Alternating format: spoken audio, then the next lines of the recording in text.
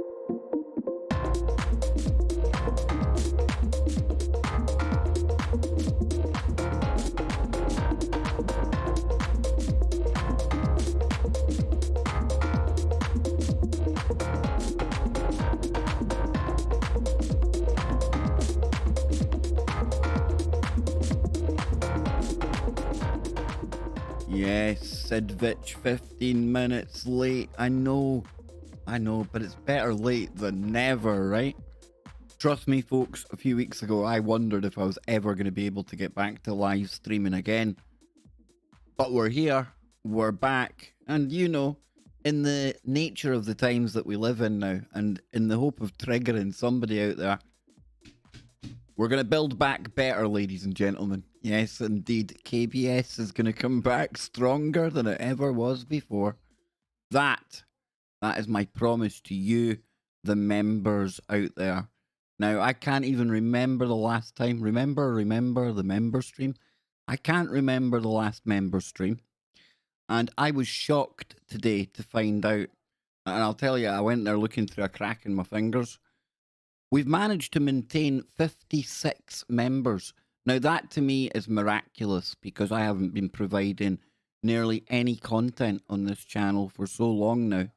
But thanks to your continued support, I just want to thank everyone. And I know not everyone's here right now. I appreciate that. But, wow. To only drop 6 subscribers or 6 members over that time, very, very shocked, very humbling as well. I want to thank everyone for their well wishes, their support, their prayers, everything that contributed to get me back to where I need to be, right here in our very shiny member zone. Yes, indeed. We've got lots to go over today, and I'm thinking we'll probably do what we sometimes do on a member stream. We'll get the members admin out the way. We'll have a nice cozy little chat to begin with. Then we'll put on members only chat and we'll open it up to the public as well. I hate putting any content behind a paywall. I really hate that. But I appreciate that you people have stepped up to the mark and you deserve something above and beyond what the regular contributor to the show gets. So we still need to iron out the details. We still need to perfect this whole member stream thing. I get that. It's like Liquid, as one of my favourite programs likes to say. SWAT. If you don't watch SWAT, it's definitely worth wasting some time on. Me and my son are absolutely engrossed in it right now. Got some TV shows to recommend as well. Good one on Apple that I'm going to talk about. And it's very apropos for the times that we are living in. And we'll probably get to that as the stream continues. But of course, in the meantime, since the last member stream, we've embarked on a new mission, a new front in the info war. And that is, of course, KBS Extra over on aftermath.fm. And that's every Sunday morning in the UK at 1 a.m. That's 8 p.m. on the East Coast on the Saturday and 5 p.m. on the West Coast, obviously. Still the Saturday, right? So there's an archive over there. We'll take a look at the website as well. I think you can get all of that, all of the shows I've done for free there. We do them on Twitch as well. Again, very, very deliberately trying to make all the content I do available to everyone. I don't want to be taking things away behind paywalls, so you have to pay extra to see things or hear things. Want to get it out there, so hopefully Twitch, if you don't go to Twitch, sometimes we'll be on YouTube, depending on the content. And our good friend Sid over in Norway, we'll pop out the chat so I can see it. Good to see you, brother. He's going to be very impressed next week because I've got one of his friends coming on. Well, I don't know if he's his friend, but it's definitely one of his favourite channels. And that is Truth Seekers, Stephen Cambion. We'll take a look at his channel today as well. He's going to be coming on to KBS Extra, and then we'll probably roll on over into an after show on his YouTube channel. Maybe even both YouTube channels. We'll see how it goes. But we're going to be talking about the state of ufology. Yes, indeed. And Sid was mentioning one of the latest characters to turn up onto the UFO alien scene called Anjali. Boy, oh boy, never a dull moment. Never a dull moment in ufology. I'm telling you, it's got to be one of the most drama-filled. I'm trying to think of a good way to put it. There's no real way to kind of describe what ufology's become. You've got a whole swathe of people who will believe anything that they're told in ufology. You've also got another segment that will believe nothing they're told, which begs the question why they're into UFOs in the first place. And then I like to think of myself in the middle ground. I like to think of myself that way. Not to say I haven't fallen for some of these LARPs, some of these more extraordinary stories that come along.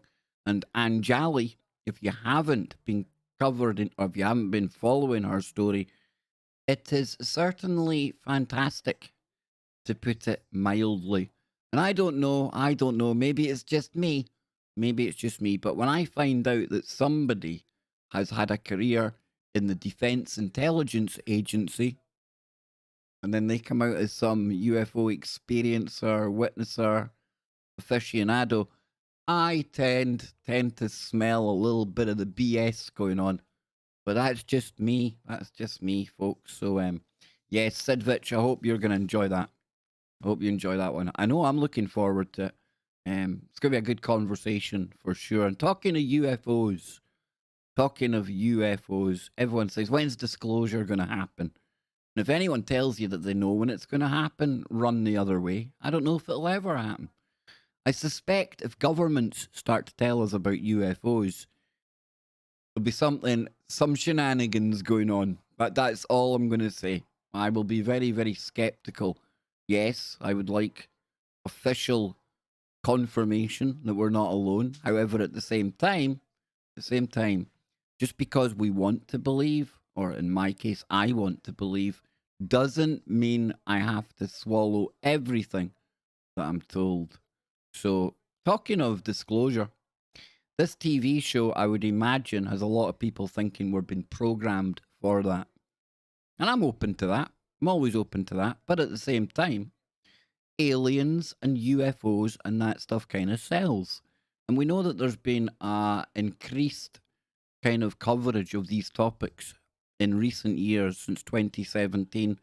So it's actually no surprise to me that TV shows are going down this avenue, really going into the alien stuff. There was one called Debris on earlier this year. I think it was on HBO. But the one I'm referring to, that I'm watching right now, that has really got me intrigued is okay, so I need to fix that. Wait, I copy me. I need to take me over there. Hang on. Okay, copy that. There we go, just like that. KBS was there. And now, it'd probably be a good idea if we get our websites on there as well, Ah, you see, never a dull moment on KBS, folks. Never a dull moment. Let's see. There we are. It could be the right size. Dang, it is the right size. So it's called Invasion and it's on Apple TV. Now, if you've got an Apple Smart or an Apple phone or an iMac or something, you probably get Apple TV for nothing for the first year. That's certainly how I'm able to see it. But this here, I've only watched 2 episodes of it. It's absolutely fascinating. There's a lot of money being spent on it. It says here, Earth is visited by an alien species that threatens humanity's existence. Events unfold in real time through the eyes of 5 ordinary people across the globe as they struggle to make sense of the chaos unraveling around them. Sam Neill, he's one of the actors in it. Quite a good cast, actually. Seems very well put together. Like I say, I'm only 2 episodes in, but I am entirely engrossed. I'm all in. I'm all in when it comes to Invasion. Another TV show I've seen recently was that Midnight Mass. And that's a creeper. It's definitely a weird one. I highly recommend it. And I know there's a lot of people out there say, "Oh, you shouldn't be watching TV shows. You've been programmed." It's my escapism. It's a little bit of guilty pleasure. I cannot any longer sit in front of the news stream, the news cycle 24/7. And trust me, folks, I used to do that. I used to be there every waking moment, reading stuff, looking for content, trying to put things together, to the point where it probably was detrimental to both my physical and mental health. And I tell you what, I have never felt better about doing the show, doing the YouTube, doing all that we do here as I have been in the past couple of weeks. As soon as I was able to kind of shake off the worst of the coof, and start to get back to some kind of normality, which I don't know if I'll ever get back to real normality. However, yeah, it's like giving me a second wind. You've got to find that balance. I know we talk about it with Jimmy, with Scott. Everyone's different, though. Everyone's different. And maybe you have got the capacity to look at alternative information, alt media, all the stories that have been covered out there right now. Maybe some people can do that 24/7. But I certainly had to admit to myself I could not do that no longer. No, no, no. So I've found a couple of ways of escaping. I'll either get into my graphics, go and watch a movie, watch a TV show, that kind of thing. And soon, folks, we're going to have wheels. Oh my God. Yes, indeed. And I think I'm going to have to upgrade my phone package to 5G. I think I am, because I'm wanting to go out on the road and IRL, in real life, take you to some of the Scottish locations of historical importance, paranormal shenanigans, and wherever else we decide to go. Wherever else we decide to go, even if it's just driving around the smart city Glasgow. Yes, indeed. So a lot of new stuff on the way. Looking forward to changing things up. So yeah, good times ahead on the KBS show, I hope. And I'm going to see what the chat room are saying now, because if it wasn't for you chatters out there, you members, I wouldn't be here. We've got Polly saying, "Right on, Kev." Thank you, Polly. I'll show you my little car I'm getting. Turbo, no less. Well, it's probably like a turbo hairdryer, to be honest with you. Isn't it, Anne? She said yeah, by the way. She wasn't meant to. Let's see if I can get a picture of this bad boy up here. Okay. Here's the bad boy here. If we come over here, I am going to be getting a Corsa, a Vauxhall Corsa, 1.2 turbo. Yes, indeed, like a hairdryer on steroids, ladies and gentlemen. And that should be in sometime in December. That'll be coming along. Got all the mod cons, look at that. Sat nav, everything. I won't even get lost in Glasgow. So to say I'm a little bit excited about going out on the road would be an understatement. An absolute understatement. So yeah, there we go. I was gonna get it in a bright orange color. See if we can get a picture of the orange one. Orange. There we go. That's the one I was going to get. It's a bit violent, right? A bit violent.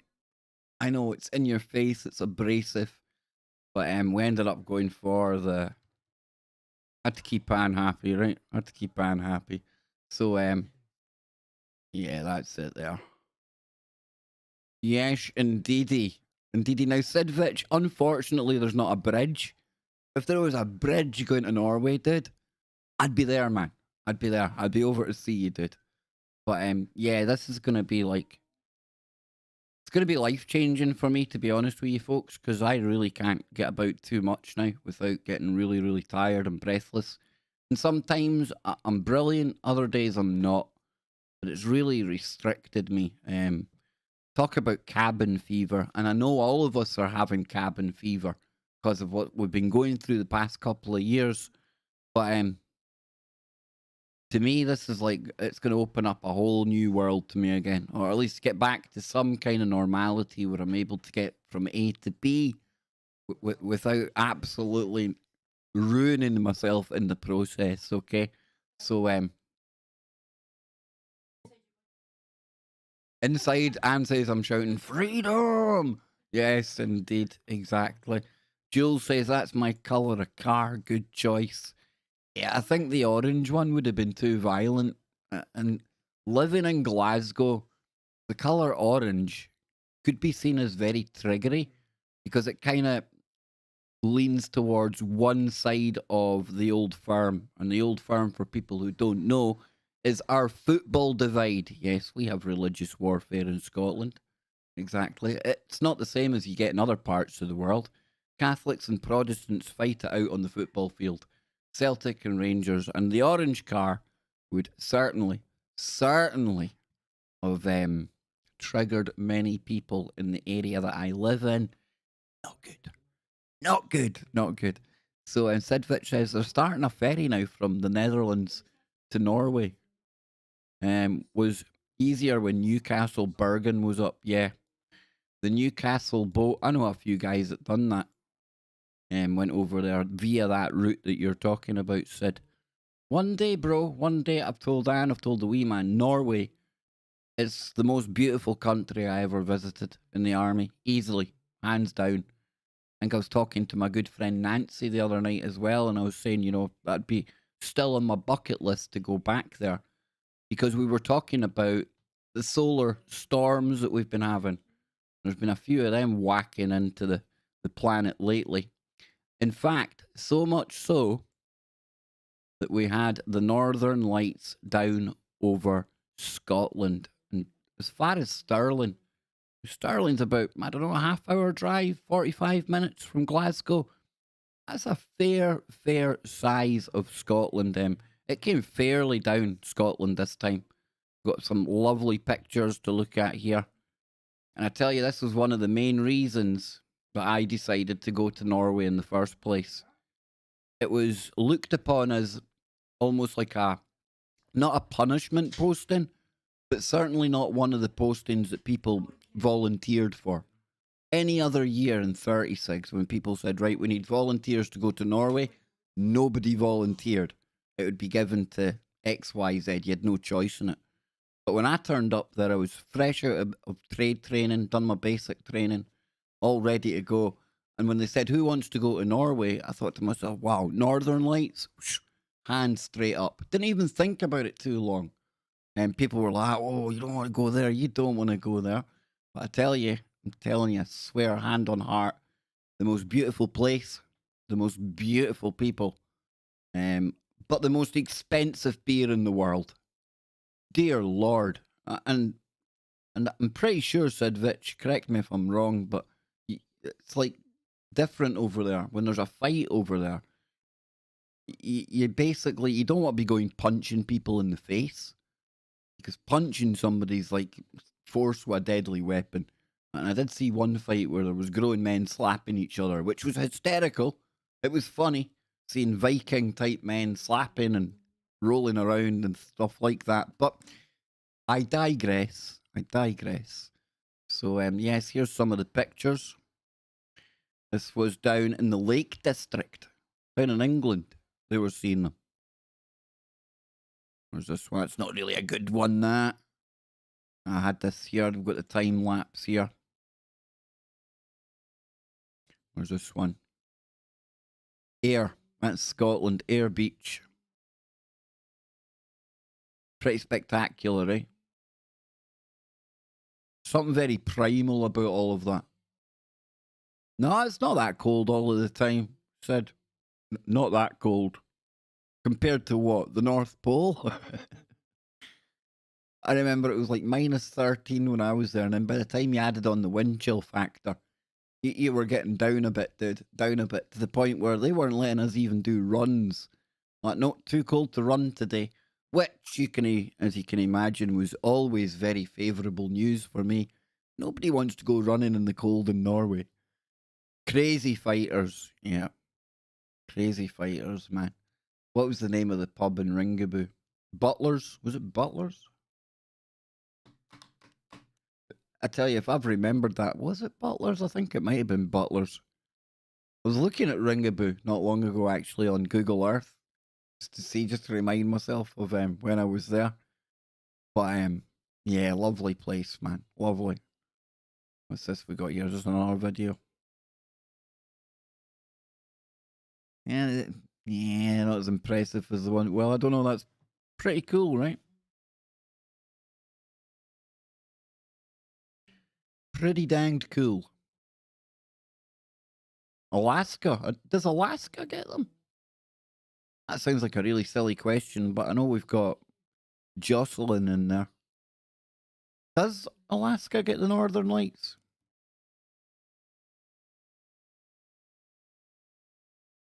Oh, absolutely, said it didn't stop us from going outside, not in the slightest. But when it came to doing like proper PT, like physical training, running and stuff, it was, I think it's below minus 15 or something. Your lungs start to freeze up. Something crappy like that, anyway, something crazy. Maybe it was just an excuse that the Marines came up with so we wouldn't have to do anything. Pub is probably still there. Yeah, probably, man. If it's not the same name, it'll still be there in one way, shape, or form. Remember going for a Chinese meal as well. Wow, what? It's expensive in Norway, folks. It's expensive, but the young lady who I was dining with at the time, I must have had a shocked look on my face when I was looking at the menu, looking at the prices, thinking, dang, did I cash in a big enough check at the pay office to pay for all of this? And she politely informed me, don't you worry about it. I asked you out, so she was going to pay for it. I know, right? We ended up halving it. I'm not that bad, folks. I'm not that bad. I'm a cheap date. What can you say? Yeah, we've got another time lapser here. Leeds. That's like Yorkshire, England. That shows you the magnitude of the solar winds and the solar particles that were bombarding our Earth just recently. And of course, the sun cycle hasn't really even anywhere near reached its peak yet. So all I can say to people there is follow suspicious observers. Not because he knows everything either, but I find he's one of the most grounded and well researched on topics when it comes to this kind of thing. He doesn't over egg it. He doesn't do fear porn. In fact, he takes a lot of the fear out of some of the other channels that put out stuff about the sun. Always warning about the kill shot coming and, oh, the grid's going to fail. And suspicious observers usually comes in and explains calmly why we shouldn't be overly worried in situations. And at the same time, I would imagine if one is coming our way that we need to be worried about, that boy's going to be on the ball and he'll be telling us right away. So what are the auroras and what triggers the stunning natural displays? And I think what we'll do here is, I think we'll go over this bit. We'll shove on some music. We'll open it up to the wider audience, and we'll keep it on members only chat. But only if you members want that, because this is your stream. I am merely here to facilitate your stream. So put a 1 in the chat room if you don't mind it being opened up. Put a 2 if it's not for you, and we're going to keep it all nice and very exclusive here for you members. You can let me know that. So it says the northern and southern lights are natural light spectacles triggered in our atmosphere that are also known as the auroras. There are 2 types of aurora, and that's the aurora borealis, which means dawn of the north, and aurora australis, dawn of the south. Sidvich. Is Brian here? Now that's going to be a question and a half, that dude. We're going to find out if it's Brian or if it's my little Australian friend. I think it's Brian over here, though. I think. 1, open it up. Yep. We'll open it in a sec. 1, yep. Waiting to see if this comes through, Sidvich. Waiting to see. We'll see if this comes through. Let's see. Is it Brian? I don't know if it'll come through because we're on this member type setup. I hope it will. I hope it will. Let's see. Because as you'll notice up the top, the view counter doesn't work on here when you do it. Because it's set to private or unlisted, one of the 2 members. It doesn't feed it through to Streamlabs, so they don't pick up the view count. 14 months, said Vitch. Have we had members for 14 months on here? You gotta be crapping me, right? 14 months doesn't seem that long. Shh, wowzers. Because remember, we had the members over on the other KBS channel, the bigger subscribed channel. And we were up to about 150 members over there when we got the rug pulled out from under us. You know what, Sidvich? It doesn't look like it's going to work, so I'm going to do this, right?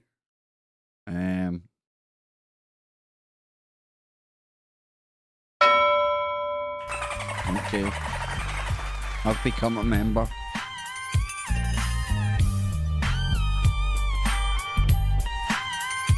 But that doesn't help with Brian, so I'm going to give myself a test super chat, right? This is a test super chat alert for $41. Oh, it's my Australian friend. Did I blush? I hope I didn't blush when that voice came on there. That would be so embarrassing. So embarrassing. But yes, you know what I said? I'll put Brian back on for you. I'll put Brian on to Willa. I don't know, dude. I don't know. I like the Australian accent thing happening. So what I'm going to do is I'm going to play a couple of minutes music in the background here, in the back end. Not my back end. The back end of YouTube. I'm going to set up the members only chat. We'll open it up for everyone. And when we come back, we're going to get into some... wait till I take it off the screen here. So don't give it all away. We're going to get into some universe being a giant computer. We're going to take a look at Nessie. We're going to take a look at Meta, the new Facebook. We're going to take a little look at a mystery object up in space. We're going to take a look at Beware of the British Werewolf. We've got my new favourite ghost stories website pulled up as well. And there's no rush today. There is no rush today. I have been let go from my duties on warrior mode on a Sunday now, which frees up a lot more time on a Sunday. A whole heap of drama over not much at all. But yeah, unfortunately, I won't be doing the warrior mode anymore on a Sunday because I'm a bad man. Yes, indeed. But maybe more about that in the future. Who knows? Never a dull moment in the alternative media, folks. Never a dull moment. With that in mind, let me just get it opened up for everyone. We'll be back in a moment, folks. Don't go anywhere.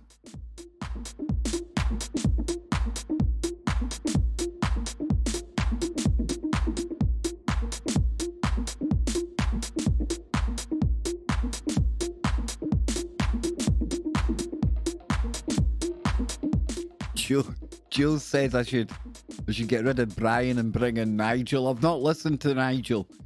I know there's a whole selection of voices, a whole slew of voices I can listen to. I'm going to try Nigel. And Sid, you're a member, dude. So if you like Brian, hey, Brian could be on his way back. They're like shareholders in the company here, man. You gotta listen to your peeps.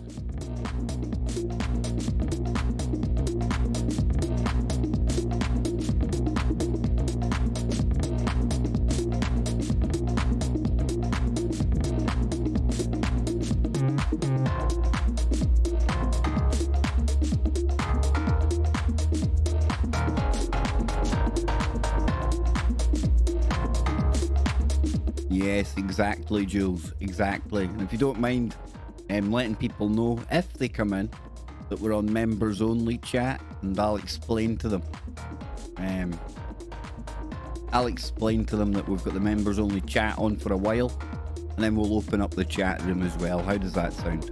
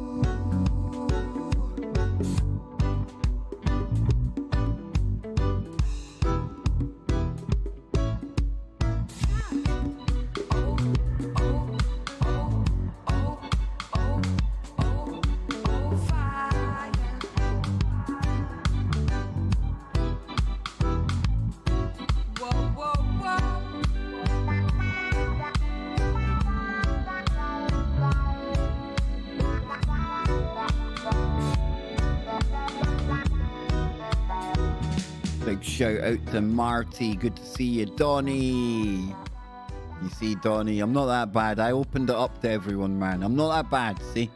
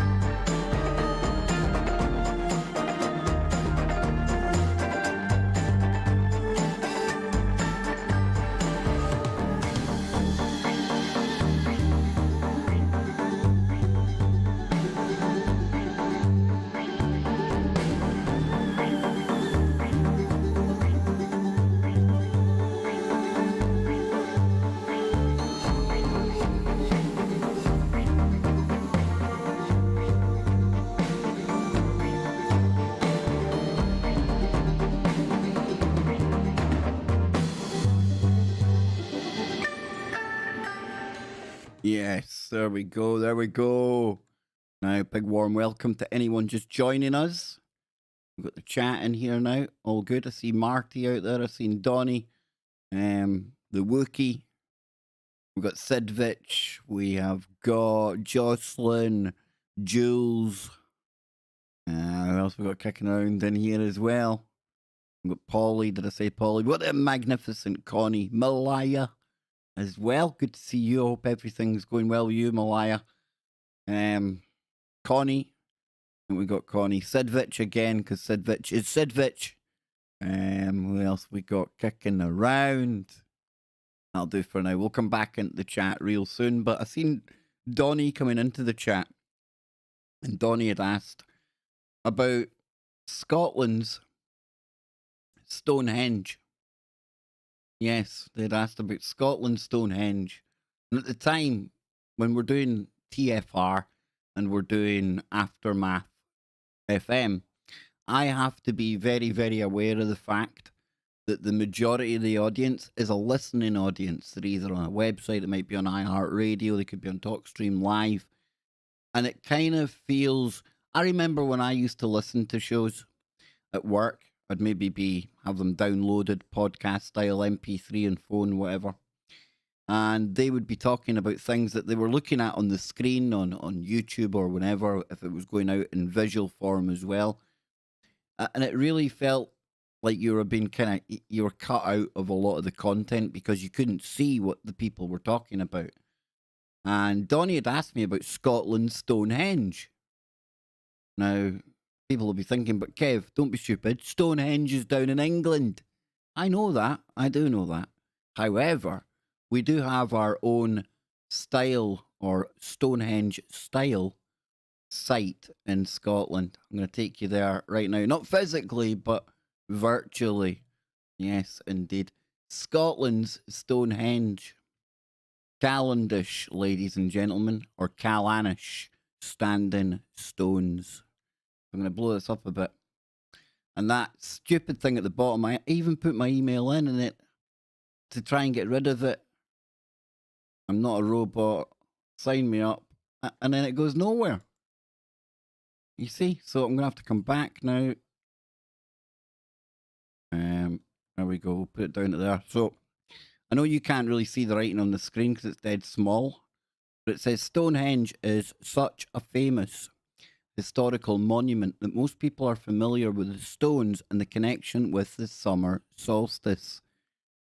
The stone circle has been featured in countless TV shows, Hollywood movies, and literature, and often they centre on attempts to solve the mystery of why it was built at all. As humans, we are always compelled to uncover the mysteries of our past. Isn't that the truth? Isn't that why a channel like KBS even gets any traction? To think we can all, it's probably one of the only things we can all agree on, right? That we enjoy to at least explore the mysteries of the past. Because I don't know how many of them we actually, solve or come to some really 100% accurate explanation on all the things that we talk about. It's the journey, it's the search, it's the mysteries that keep us coming back for more, I think, anyway.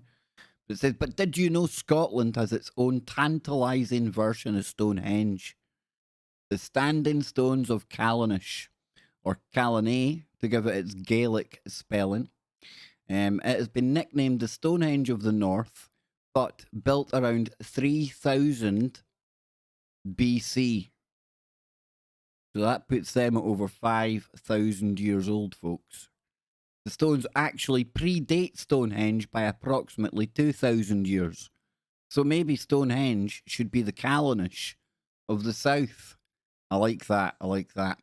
Now, you'll find the Callanish standing stones near Loch Roag on the Isle of Lewis, laid out in a cross formation. They are part of a number of ancient sites in Callanish and are classed as Lewisian gneiss. That word there, Gneiss.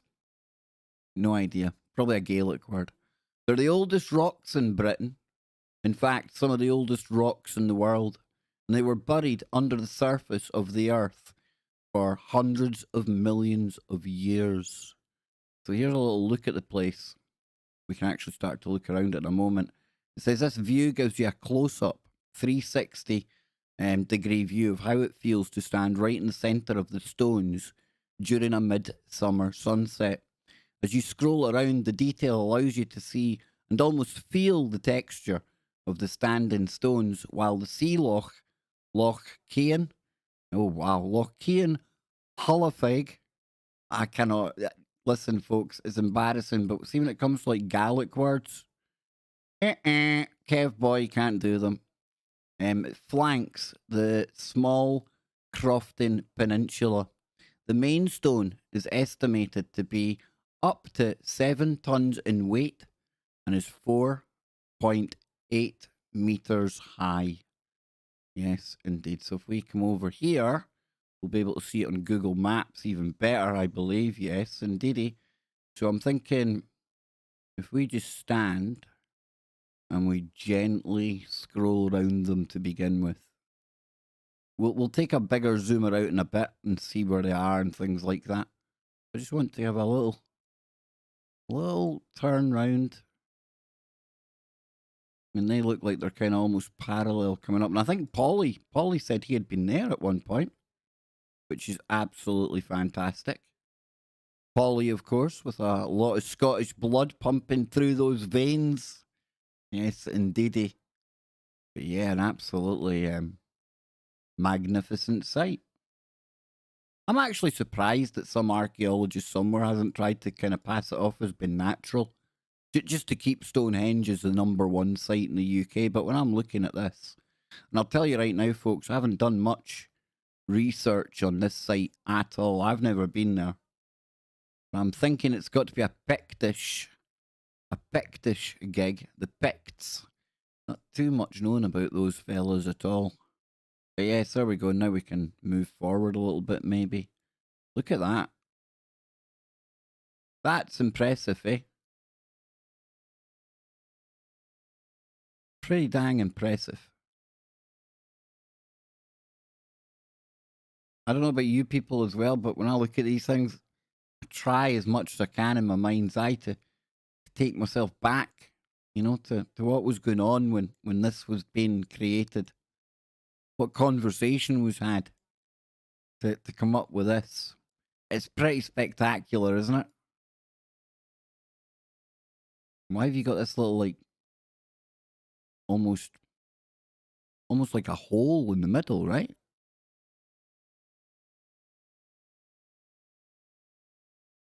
Let's see. No, it's not so much a hole. Well, this is very... All the controls are back to front. It's crazy. Bit weird, eh?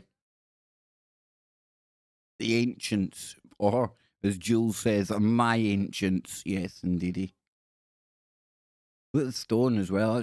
That's a pretty interesting bit of rock, if you ask me. I know I'm a boring man.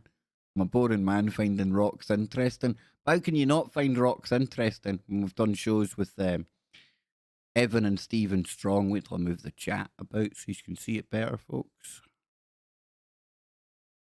Those boys with their magic stones and things. Can't beat it. There you go. There's your chat on top now. Everyone happy. Bada bing, bada boom. Chat room in the room. Donnie. Are you enjoying this then, Donnie? We're going to take a look about what it says about them in a moment. But if we, how do we get out of Street View? Okay, so if we zoom out here. In fact.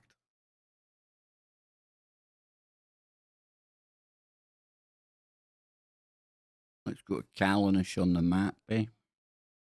Let's see.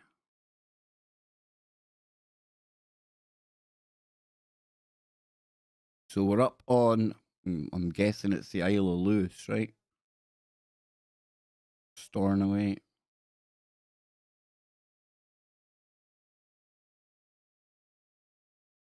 Lewis and Harris, yeah. So if we zoom right in here, so you get a picture of where it is. off the west coast, Scotland there, Stornoway. Like I say, I know very little about this site, folks. Very little at all. But that's where we're talking about in there.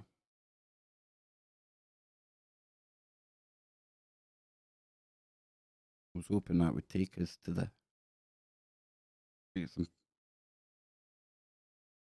What are they called again? I can't remember the name of them. So it says Callanish is a village on the west side of the Isle of Lewis in the Outer Hebrides, Scotland. Callanish is within the parish of Uig, a linear settlement with a jetty. It is on a headland jutting into Loch Roag. So if we go back and see what it's saying about the standing stones...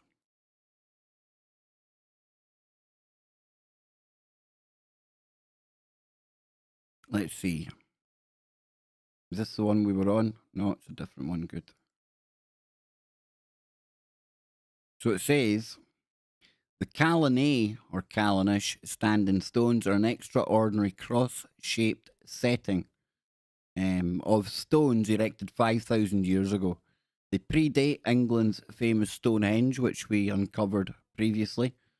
This is when it comes to the Picts. Like I say, they're very mysterious indeed. Okay? Not too much known about them. It says, we don't know why the standing stones at Callanay were erected, but our best guess is that it was some kind of astronomical observatory. So I'm going to pause there just now. What do you people think they were doing? What do you people think they were doing at the Callanish standing stones at this place here? I tend to agree it was a way of like mapping the sun, the stars. I'm sure there would have been ceremonial stuff going on, ritual type stuff going on. Not too sure. What do you think out there? Let you all discuss that in the chat room. Yes, indeed. It says Patrick Ashmore, who excavated at Callanay or Callanish in the early 1980s, writes, the most attractive explanation is that every 18.6 years, the moon skims especially low over the southern hills. It seems to dance along them like a great god visiting the earth. Knowledge and prediction of this heavenly event gave earthly authority to those who watched the skies. Now, this obviously thousands of years before Christianity came to our shores. So who knows what these people were truly all about? This cast and crew of Call the Midwife swapped Poplar for the Outer Hebrides to film their 2019 Christmas special. Yeah, very interesting. The visitor centre is owned and managed by Urus Nan Tersachen and has a cafe shop and a story of the stones explanation. So there's some photographs here. Wow. That's pretty cool, huh?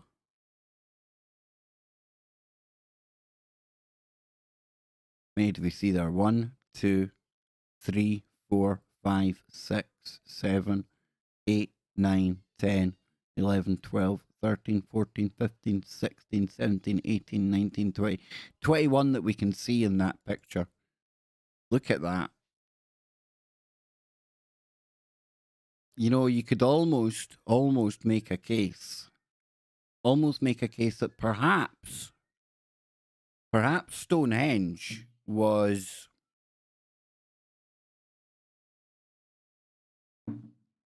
meant as a recreation of what was done up there. I don't know. I'm just saying. Now, albeit Stonehenge is far more spectacular, or would have been probably far more spectacular in all its glory when it had all the kind of top layers put on the plinths. Again, degrees of engineering at Stonehenge that boggle the mind. How all the stones linked together at one point. But yeah, Donnie, there you go. That, my friend, is Callanish, the Scottish Stonehenge. How did it get here? Well, what if though, it's all just part of the simulation, ladies and gentlemen? Yes, indeed. I've got a couple of stories here. They're not that long, but I think it's the kind of stuff that we usually kind of think about, we kind of talk about. And again, I'm not trying to convince anybody of anything because I don't know what's going on. Okay, I truly don't know. Uh, on a good day, I know nothing. I know nothing. I tried to learn, but whether we find out the truth and some questions, some mysteries out there, I fear we'll never truly be able to explain. Like, how did everything get here? It says if the universe is a giant computer simulation, here's how many bits would be required to run it, allegedly. So it says the visible cosmos may contain roughly 6 to the power of, well, 6 times 10 to the power of 80, or 60 million trillion. That in my book is a gazillion, okay? It is a ridiculous number. Bits of information, according to a new estimate. How do you even begin to estimate that? You know what I'm saying? The findings could have implications for the speculative possibility that the universe is actually a gigantic computer simulation. Now, when it comes to the computer simulation theory, I think there's a lot of parallels that we can draw from our reality, and it does line up with the kind of things that we see going on in computing. But does that mean that we're literally a computer simulation? I would say, I would offer that reality runs very much akin to what we would call a computer simulation. Doesn't mean it is one, but there's definitely little parallels that can be drawn, even down to the human body, you know. Talked before about it. David Icke, he's covered it umpteen times. Your eyes are like webcams, your ears are like speakers, your mouth, your voice, it's a microphone. You've got sensory inputs. You've got a processor in your mind that's able to interpret all of these various stimuli and inputs from electrical signals into what we experience all around us and have a conscious experience, right? But it says underlying the mind-boggling number is an even stranger hypothesis. 6 decades ago, German-American physicist Rolf Landauer proposed a type of equivalence between information and energy, since erasing a digital bit in a computer produces a tiny amount of heat, which is a form of energy. So because of Albert Einstein's famous equation E equals mc squared, which says that energy and matter are different forms of one another, Melvin Vopson, great name Melvin, don't know many Melvins in the real world, a physicist at the University of Portsmouth in England, previously conjectured that a relationship might exist between information, energy, and mass. Quote, using the mass energy information equivalence principle. I mean, I use that every day when I get out of bed, right? And folks, if you're just turning up, we're on members only chat just now, but I'll be turning it off after this article. It's just I forgot to turn it off. Well, we turned it on for a little moment, and I'll turn it off in a minute. Whatever. So it says Vopson. Is that where we are? No, we were at the using the mass energy information equivalence principle. I speculated. Was he on Speculation Island before us? I'm not happy with that. The information could be a dominant form of matter in the universe, he told Live Science. Information might even account for dark matter, the mysterious substance that makes up the vast majority of matter in the cosmos, he added. Vopson set out to determine the amount of information in a single subatomic particle, such as a proton or a neutron. Such entities can be fully described by 3 characteristics: their mass, their charge, and spin. And it's all about the spin, ladies and gentlemen, all about the spin. These properties make elementary particles distinguishable from each other, and they could be regarded as information. So information has a specific definition first given by American mathematician and engineer Claude Shannon in a groundbreaking 1948 paper called A Mathematical Theory of Communication. So, by looking at the maximum efficiency at which information could be transmitted, Shannon introduced the concept of the bit. Not a byte, but a bit. Ignore me. This can have a value of either 0 or 1, which is used to measure units of information such as distances measured in feet or meters, or temperatures measured in degrees, Vopson said. Now, using Shannon's equations, Vopson calculated that a proton or a neutron should contain the equivalent of 1.509 bits of encoded information. Vopson then derived an estimate for the total number of particles in the observable universe, around 10 to the power of 8, the big, huge number we mentioned previously, right? Which accords with previous estimates to determine the total information content of the cosmos. His findings appeared on October the 19th in the journal AIP Advances. Even though the resulting number is enormous, it still isn't large enough to account for the dark matter, if there is any, in the universe. In his earlier work, he estimated that approximately 10 to the power of 93 bits of information, a number 10 trillion times larger than the one he had previously derived, would be necessary to do so. Says the number I calculated is smaller than I expected, he said, adding that he's unsure why. It could be that important things were unaccounted for in his calculations, which focused on particles like protons and neutrons, but ignored entities like electrons, neutrinos, quarks, because, according to Vopson, only protons and neutrons can store information about themselves. There you go. So while I remember, let me open up the chat room for all. There we go. Save that. That should kick in now. Hey, Spooky Andy.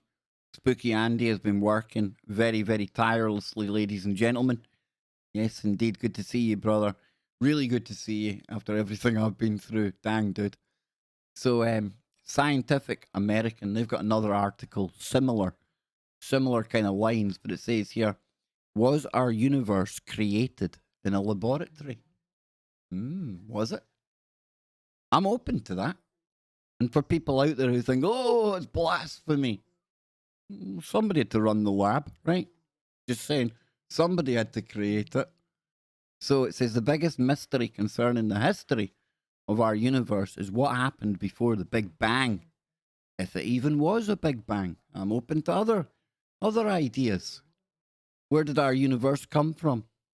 Nearly a century ago, Albert Einstein searched for steady state alternatives to the Big Bang model because a beginning in time was not philosophically satisfying in his mind.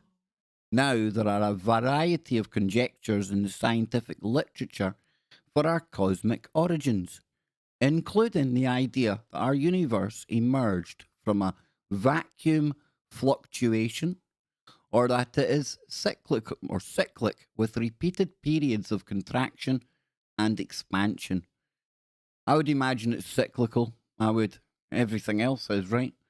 Or that it was selected by the anthropic principle out of the string theory landscape of the multiverse, where, as the MIT cosmologist Alan Guth says, everything that can happen will happen an infinite number of times, or that it emerged out of the collapse of matter in the interior of a black hole. Well, if this universe, let's think about that. If this universe was to be the product of a black hole and it gave birth to this universe on the other side, does that mean anytime we see a black hole or we detect a black hole in space, beyond that event horizon is another universe? Something to think about, right? That was quite dramatic, wasn't it? Why am I going there? I don't want to go to string theory. Not even I can get into string theory, folks. I've tried.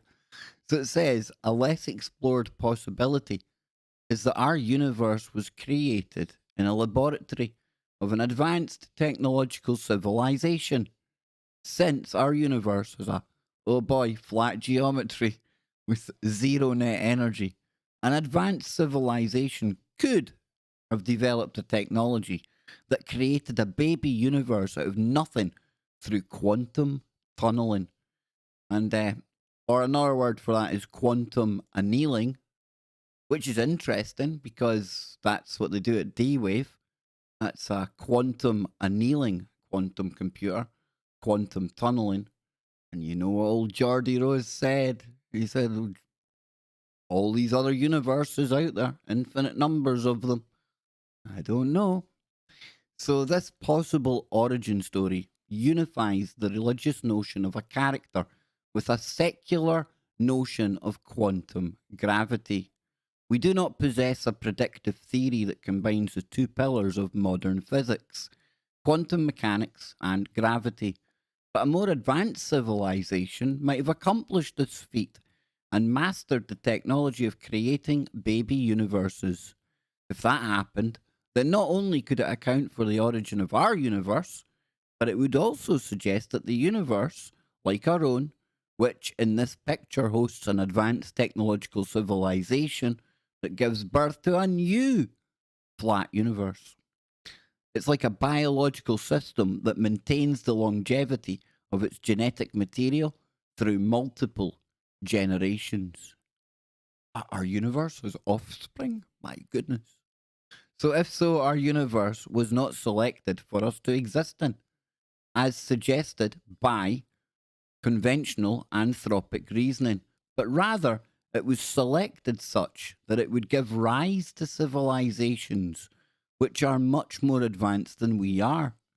Those, quote, smarter kids on the cosmic block, which are capable of developing the technology needed to produce baby universes, are the drivers of the cosmic Darwinian selection process, whereas we cannot enable, as of yet, the rebirth of the cosmic conditions that led to our existence. One way to put it is that our civilization is still cosmologically sterile because we cannot produce or reproduce the world that made us. Or can we? Or can we? With this perspective, the technological level of civilizations should not be gauged by how much power they tap, as suggested by the scale envisioned in 1964 by Nikolai Kardashev. Instead, it should be measured by the ability of a civilization to reproduce the astrophysical conditions that led to its existence.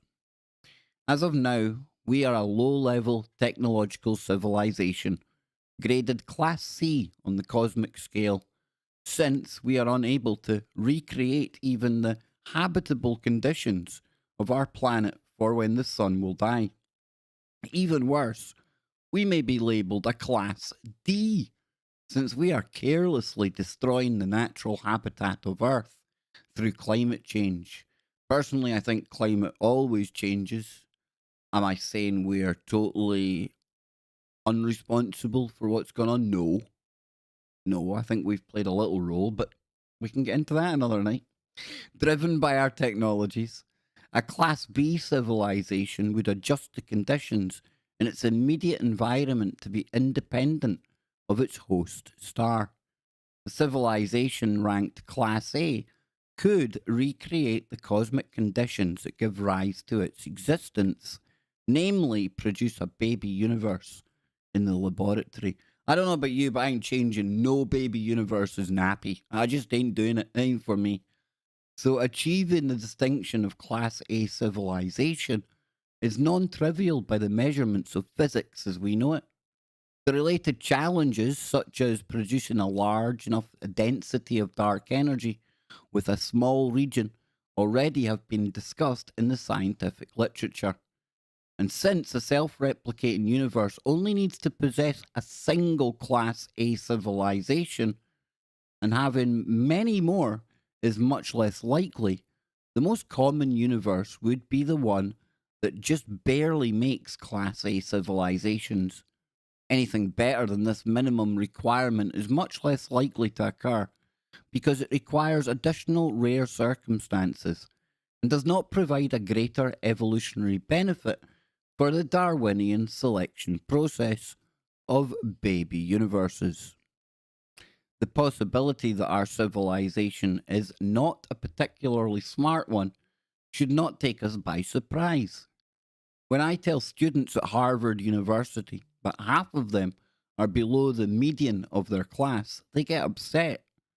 The stubborn reality might well be that we are statistically at the center of the bell-shaped probability distribution of our class of intelligent life forms in the cosmos, even when taking into account our celebrated discovery of the Higgs boson by the Large Hadron Collider. We must allow ourselves to look humbly through new telescopes like the James Webb. Boy, oh boy, that's going to be cracking. As envisioned, by the recently announced Galileo project, and that's going to be Avi Loeb from Harvard University. He's going to be the front man of that. And search for smarter kids on our cosmic block. Otherwise, our ego trip may not end well. Similarly to the experience of the dinosaurs which dominated Earth up until an object from space tarnished their illusion. Yes, indeed. Now I see Sidvich is in there. He's saying, what's the matter, Kev? The dark matter in the nappy puts you off? Absolutely, S90. Absolutely. Absolutely. When are you going to come on my show, dude? I need to get you on. So we have got Sidvich saying, he agrees with me for once. That makes a change. The climate has been going up and down for millions of years. There was a short ice age in the 16th century. Indeed. Indeed, my friend, indeed. Now, hopefully, you're all going to afford me 5 minutes till I get a little cup of tea, a little drink of my tea, and then we'll get back into it. We've got Woo, we've got other stuff we can look at. I'm going to hang out with you people in the chat. I'm at a loose end. No rush today, folks. No rush this Sunday. It's going to be one of the longer form type streams, and I'll be back in just a moment.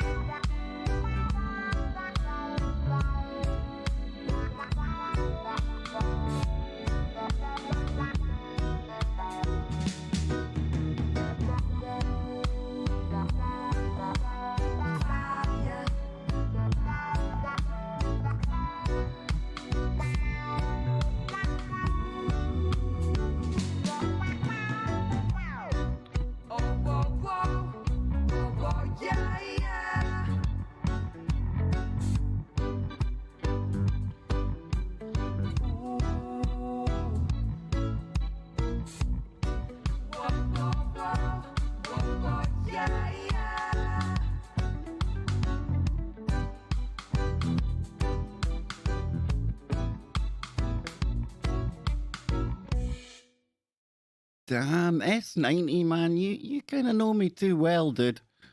You know, it's not just Baker by name, it's baked by nature. Yes, indeed. PPP, folks. Smoke 'em if you've got 'em. What else is happening in the chat room? Sidvich is saying, did Avi and the Galileo team say that the info is not for the public? It's in the charter. Did they? If they said that, that's pretty piss, to be honest with you. I must admit. Damn. Jules, McCairn style stream, heck yeah. I tell you, how that boy does it is beyond me. He should be given some kind of long form streaming kind of award. He should. That man just doesn't know when to stop. And I love it. I do worry though. I do worry about our doc because sometimes you can be putting in so much time you don't realise the effect it's having on you. But I'll be sure to try and keep him right. And Doc McCairn is going to be joining me on KBS Extra, not this coming Saturday, but the following weekend. And that's going to be a lot better for Kev. I'm not talking about me in the third person. I'm talking about Kevin McCairn. We'll call him the Doc. It clears up any kind of confusion. Because on a Sunday, obviously, the Doc doesn't have the school run to worry about. And every time I've had the Doc on the show, I'm very, very conscious of the fact that Mrs. H-Bomb's lurking with the rolling pin. And I don't want to see Kev getting rolling pinned again. I just don't want to see that happening. No. So what else is happening in the chat room? Bernays is loving the graphics. That ET looks like he's a spread eagle, only joking, says Donnie. Yes, indeed. We've got S90. Is the Galileo just monitoring, or is it also transmitting? If it's transmitting, Six and Lou's dark forest theory should make them think twice. Okay, hang on a minute. Hang on. I've never heard of that before. So I'm going to give it a quick Google. Let's see what comes up on there. The dark forest theory. Okay, dark forest.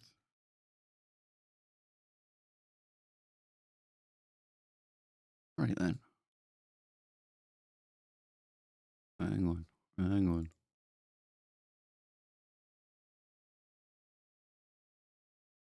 Okay, so is this it here? Dark forest? Is this it? Dark Forest, 2008 science fiction novel by Chinese writer Liu Shizhan, maybe? Oh, it's not Brian yet. It's not Brian yet, not Nacy. Sidvich. You were almost a native, a paleo Norwegian bloke there, dude.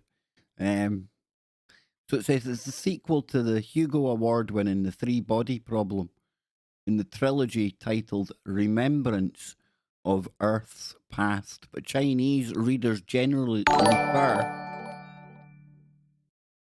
Brian, hashtag 1976. Test. It's not Brian yet, dude. It's still my little Australian my affectionate little friend from Australia. I don't even know what her name is. It's a cool accent though. But we'll get Brian back in for the next stream, dude. We'll get him back in. Don't you worry. But Chinese readers generally refer to the series by the title of the first novel, and the English version translated by Joel Martinson was published in 2015. So here we go. Ooh, the plot. The plot thickens. I like it. The UN. I was shocked to discover that there was a UN zone in Glasgow. I've spent years putting the fear into people that one day the blue helmets will be in America. Little did I know that I would be living in a city where a small area of it, for 1 week only, was controlled by the United Nations. In fact, it might still be under United Nations control just now, because I am in the heart of COP26 land, ladies and gentlemen. Yes, over 100,000 people out protesting yesterday, and only about 20 arrests, which is pretty good, pretty dang good going. Probably most of them were drunk and disorderly. Who knows? But back to dark forest theory, because you know me, I get lost. The UN forms a planetary defense council to coordinate defensive efforts against the impending assault of the Trisolarans. Oof, whose fleet is 421 years away. However, the subatomic semi-artificial intelligences sent from Trisolaris, the book's name for the three-star system of Alpha Centauri, known as Sophons, have already reached the Earth and are able to conduct surveillance of national secrets and private conversations, and to disrupt the operation of particle accelerators, the latter serving to obstruct any new discoveries of fundamental physics. Anyone remember when CERN mysteriously broke down? Remember that? They said a bird had flown into it. Am I having a Mandela moment? Hang on. I need to make sure I'm not talking nonsense. CERN bird. Yeah, it's even worse than that. It wasn't a bird exactly. It was a bird had dropped a baguette. Yes, a cheesy baguette. Well, it might have been any kind of baguette, I don't know. Into the CERN machinery. 12 years old. Holy shit, I've been doing this way too long, man. It says the Hadron Collider halted again by power cut. Scientists stopped testing for relaunch after foul boom boom play. It's the machine that scientists hope will recreate the conditions present. And this was in 2009. Friday the 6th of November. Now, listen, see if we had pulled this up on its 11th anniversary or 12th anniversary. That would have been cool, right? But we're only a day out. And found their plans to emulate the Big Bang postponed this week after a passing bird dropped a, air quotes, bit of baguette into the machine, causing it to overheat. Bear in mind that CERN is 300 feet under the ground. What on earth's name? What kind of baguette can drop to 3,000 feet underground or 300 feet underground? And why was there birds flying at 300 feet underground? Well, there wasn't, was there? There wasn't. So was it? It begs the question, was it? What did they call them? The Sophons? Was it? Something like that. So it says, since the Sophons cannot read minds, the PDC decides that, in addition to regular military expansion, there will be 4 people appointed as wall-facers. Wow. Wall-facer. That doesn't sound like a good job. To be granted access to the resources of the UN, to develop grand strategies known only to themselves. 3 of them are chosen on the basis of merit, and it's got Frederick Tyler, former US State Secretary of Defense, Manuel Rey Diaz, and that is former president of Venezuela. Sounds like, what do you call him, Defango. Also a nuclear engineer, and Bill Hines, a former president of the EU. And oh my God, it's Doc McCairn. That character's a neuroscientist. Doc McCairn's in the book. Who knew? To general surprise, the 4th wall-facer is announced to be Luo Ji, or Lao Ji, an obscure Chinese professor of sociology who is lazy and unambitious. I'm sure unambitious is one word, but if you want to split it up so you've got the UN in there, okay, whatever. Later, it's revealed that Lao was chosen because the Trisolaris had, for unknown reasons, seen him as a threat and ordered the Earth Trisolaris organization to assassinate him. Oh, listen, hey, you leave Doc McCairn alone. I know I'm blurring the lines between fact and fiction here, but it's what we do. It's what we do. I'm sure Kevin McCairn's going to be all okay. Can we all call him a wall facer the next time we see him, though? So, in retaliation, Tri-Solaris appoints 3 ETO members to the wall breakers. I thought they were wall facers. Oh, now I'm all confused. See, wall facers and now wall breakers. They are to spy on Tyler, Diaz, and Hines, respectively, to discover and ruin their strategies. Meanwhile, a plan officer, Zhang Behe, is inducted into China's new Space Force, where he displays an unwavering hope of victory and blames the other officers for their defeatism. Zhang secretly murders some scientists advocating chemical propulsion so that research into non-media radiation drives the controlled fusion engines receives priority. Now, his proposal to enter hibernation for the purpose of fighting defeatism among future generations is approved. And that goes on, but I did notice that when I come back here, if I put in Dark Forest Theory, it comes up with something. So it says, Dark Forest Theory, a terrifying explanation of why we haven't heard from aliens yet. It says the Milky Way galaxy has 200 billion stars and perhaps 100 billion planets.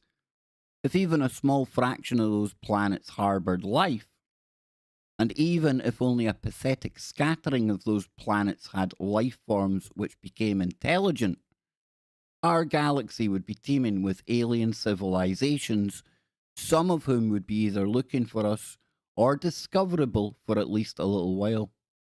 The number of alien civilizations in the galaxy can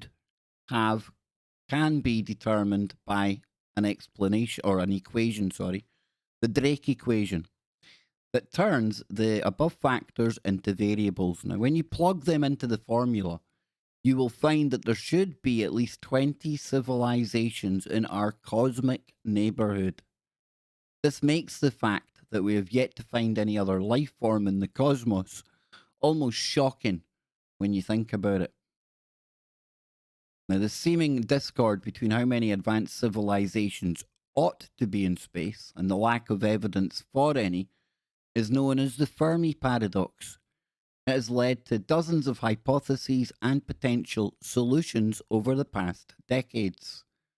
Many of the solutions aim at one of the variables in the Drake equation to try and make the supposed number of civilizations lower, so it is more reasonable for us not to have met anyone yet. Some propose that life starting at all is rare. Others suggest that the development of intelligence is the bottleneck. Others still posit that most civilizations would live for a short time before blowing themselves up, or conversely, never even manage to invent the radio. And the romantic side of my UFO interest likes to think that when we hear about UFOs or UAPs reported around nuclear facilities, around bases where they used to have nuclear weapons in the silos, it's a nice romantic way to think about it, right? It's our space brothers, or maybe the people who run the simulation, making sure that we don't bring ourselves to a very fiery end. Remember when they were setting off all those bombs back in the day, I'm pretty sure it was 50-50 if they were going to set the atmosphere on fire. And it didn't hold them back long, did it?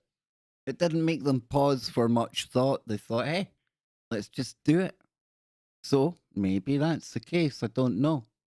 One solution, however, is a bit darker than the others. Here we go.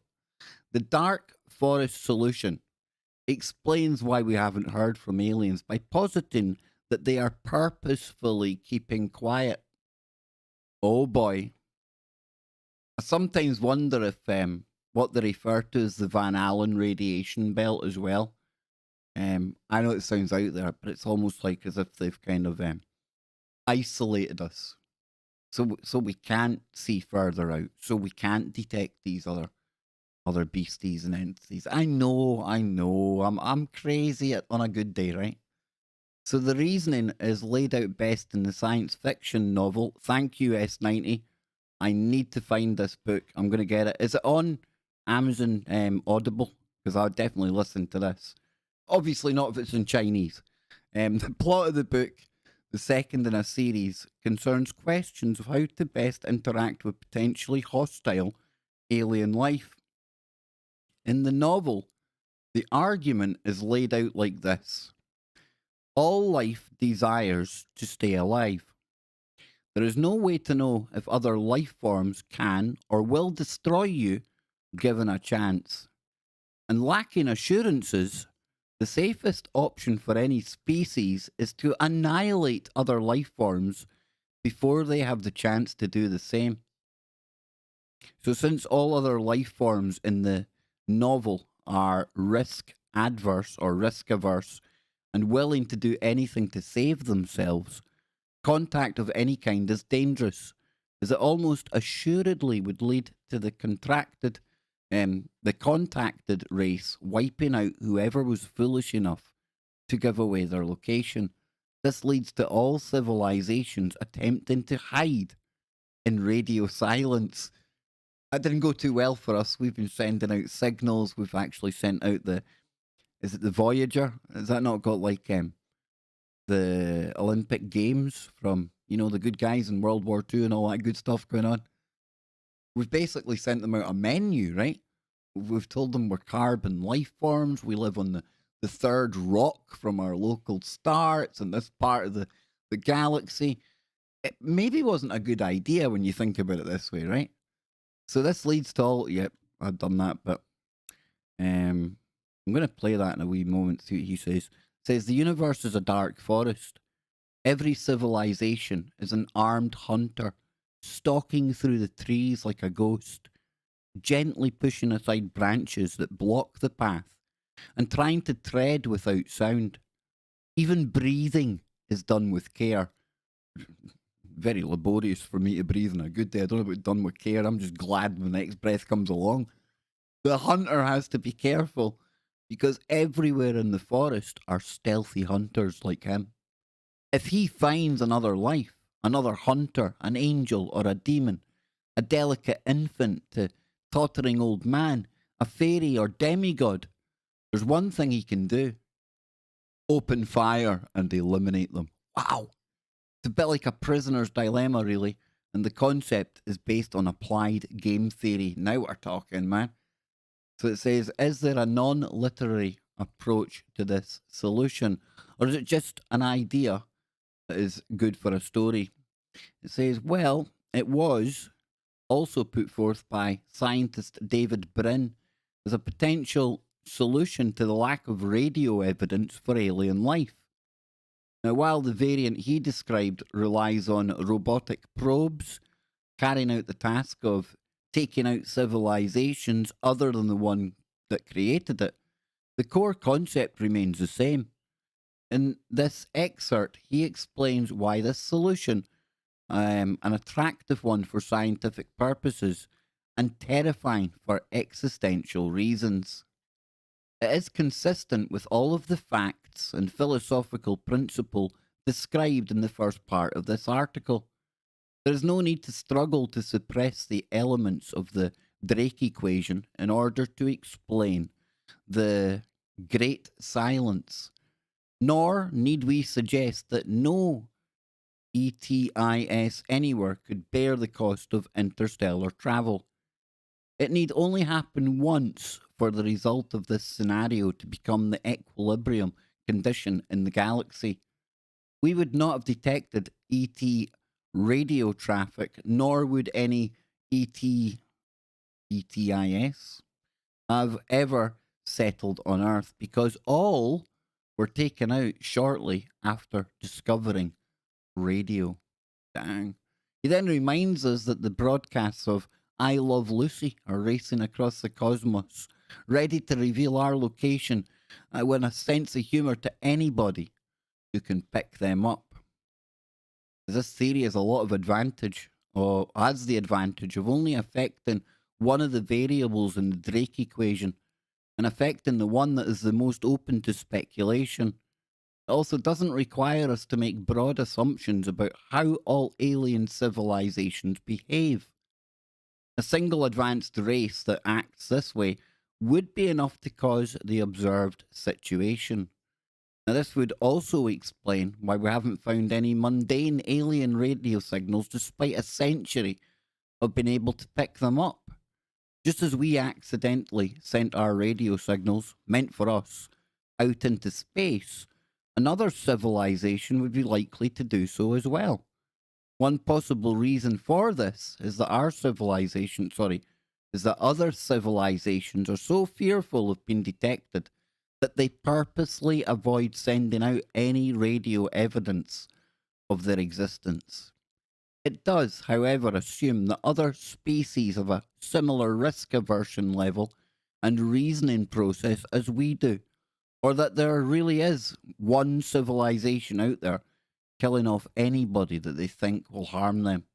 This is a big assumption. A lot of big assumptions get made in science, that's all I'm going to say. So why is this theory dark? Well, we've been screaming our existence out to the cosmos for almost 100 years now. Any aliens within 100 light-year radius of us would be receiving a barrage of radio signals from our direction. If we had reason to avoid letting aliens know about us, as Stephen Hawking thought we did, we might just have a problem. Why haven't we heard from the aliens yet? Well, if this solution is correct, they are purposely hiding in the darkness of space for fear of death. Should we stop broadcasting our existence to the universe too then? Or would alien life be a little nicer than we've been in our history? Well, you would like to think that it's going to be slightly more intelligent. Let's see what this is all about here.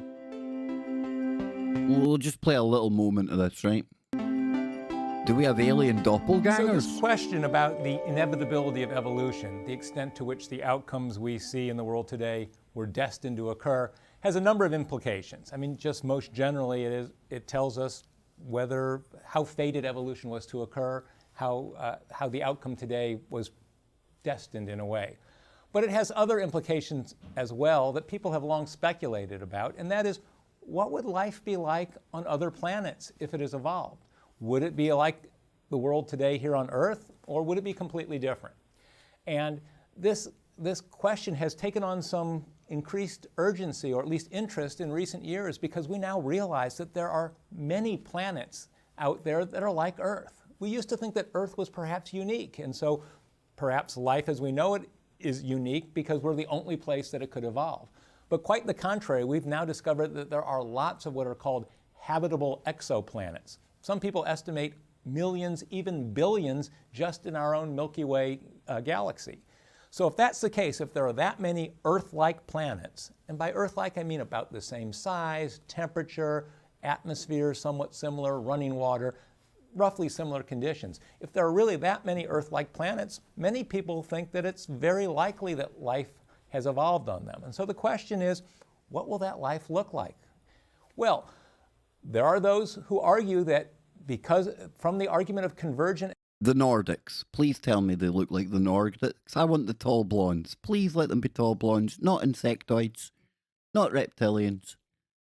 No, I want the tall blondes, please. Evolution, they argue that species facing the same conditions here on Earth evolve the same solutions by natural selection. They extrapolate to say if conditions on other planets are similar to here, then we would see very similar life forms. That you arrive on whatever planet, you'll see animal and plant-like organisms that look very familiar. Some people have gone so far as to say that in fact human-type organisms, humanoids, will occur on other planets. That there will be intelligent beings that if we saw them, they would be recognizable, which of course is what... Does that bring Jimmy Jean's robotic organoid, or organic robotoids? Robotic organoids?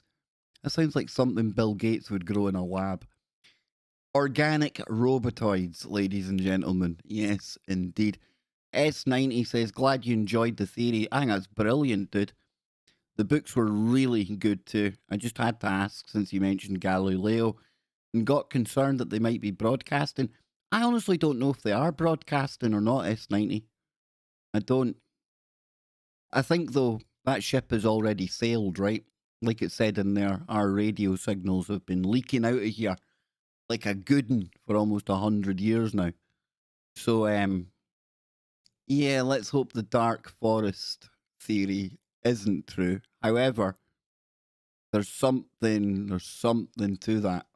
I like it. I'm going to do more digging on that. Thank you, S90. I agree, we barely like each other in most cases. So how can we constantly apply our standards to God knows what? Exactly. That's what really irks me when they say, oh, look, we found a planet in the Goldilocks zone. Yeah, Goldilocks zone for, like, carbon life forms like us. But what about other life forms that might be able to survive and thrive in the extremities, in the severe cold? Or one rock from a local star? Who knows? Who knows? You know, Stargate, I remember one of the episodes of Stargate SG-1, where they go to a planet and it's just crystals. Just crystals sticking out the ground everywhere, but highly intelligent. Communicate, do their thing. Life forms all the same. Nothing like us. It's still life. Life, Jim, but not as we know it, right? So, quick poll. I'm going to set it up. Do you think we are alone in the... I'm going to put alone in the galaxy. Let's restrict it to our galaxy, right? And I'm going to put the poll into the chat room. People can take part in that. There we go. It's up the top now. It should be there.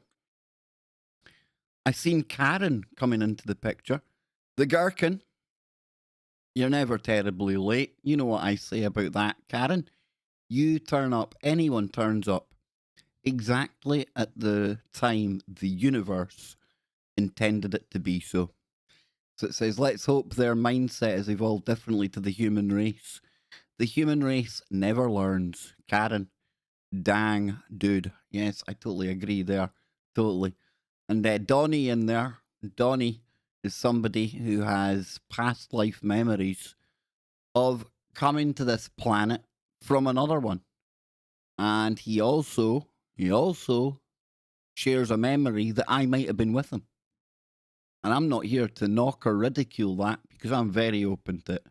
Very open to there being alien visitation to this planet in our ancient past. Just saying. Now, we're almost at 2 hours, so I'm going to have a quick drink of tea. Very cold tea now. I'll probably go make a really quick one. I'm going to shove on some tunes. You know my tunes are the worst in the world, folks, but I'll try and find something we haven't heard for a while. I'm going to find the bit of music that got made for the show. Hang on, here we are. We'll find it now. I think that's it just there. I think. Let me see. Yeah, there it is. I'll be back in a moment, folks. Russell, good to see you, man. Good to see you. And look, Russell, look. Wait a minute. I hope I'm looking healthy today, dude, because I'm feeling it. Feeling jamming. 2 hours in almost. Not a problem. Not an issue. It's long form Sunday streaming on KBS. Oh, yes.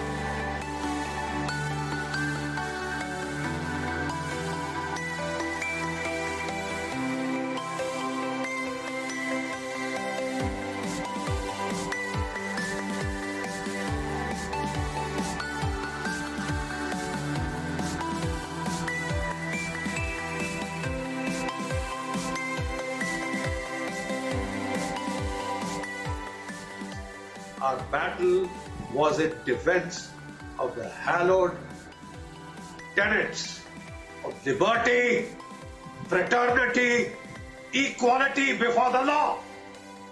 The liberty of a citizen cannot be so easily taken away and trifled with. If you are doing your duty to stand up for the truth, you cannot be muzzled. You cannot be threatened. You cannot be intimidated. A whole slew of cases cannot be put against you. We will fight and we will die if we have to. The truth will prevail.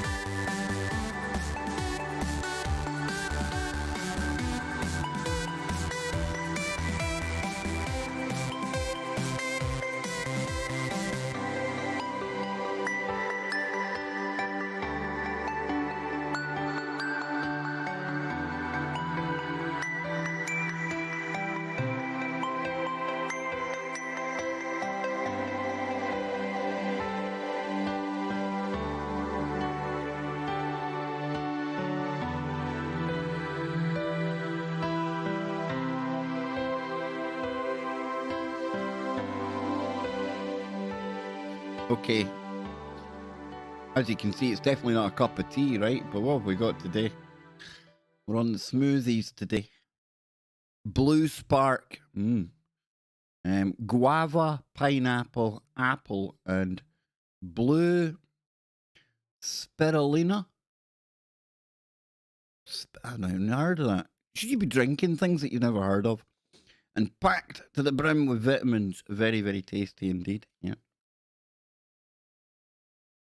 And if you know anybody out there with COPD, I had pineapple juice recommended to me. And I can tell you, it certainly seems to help. Certainly seems to help. And S90, I hope you managed to get back into the Raccoon Bunker, or Doc McCairn's server, where real science is taking place.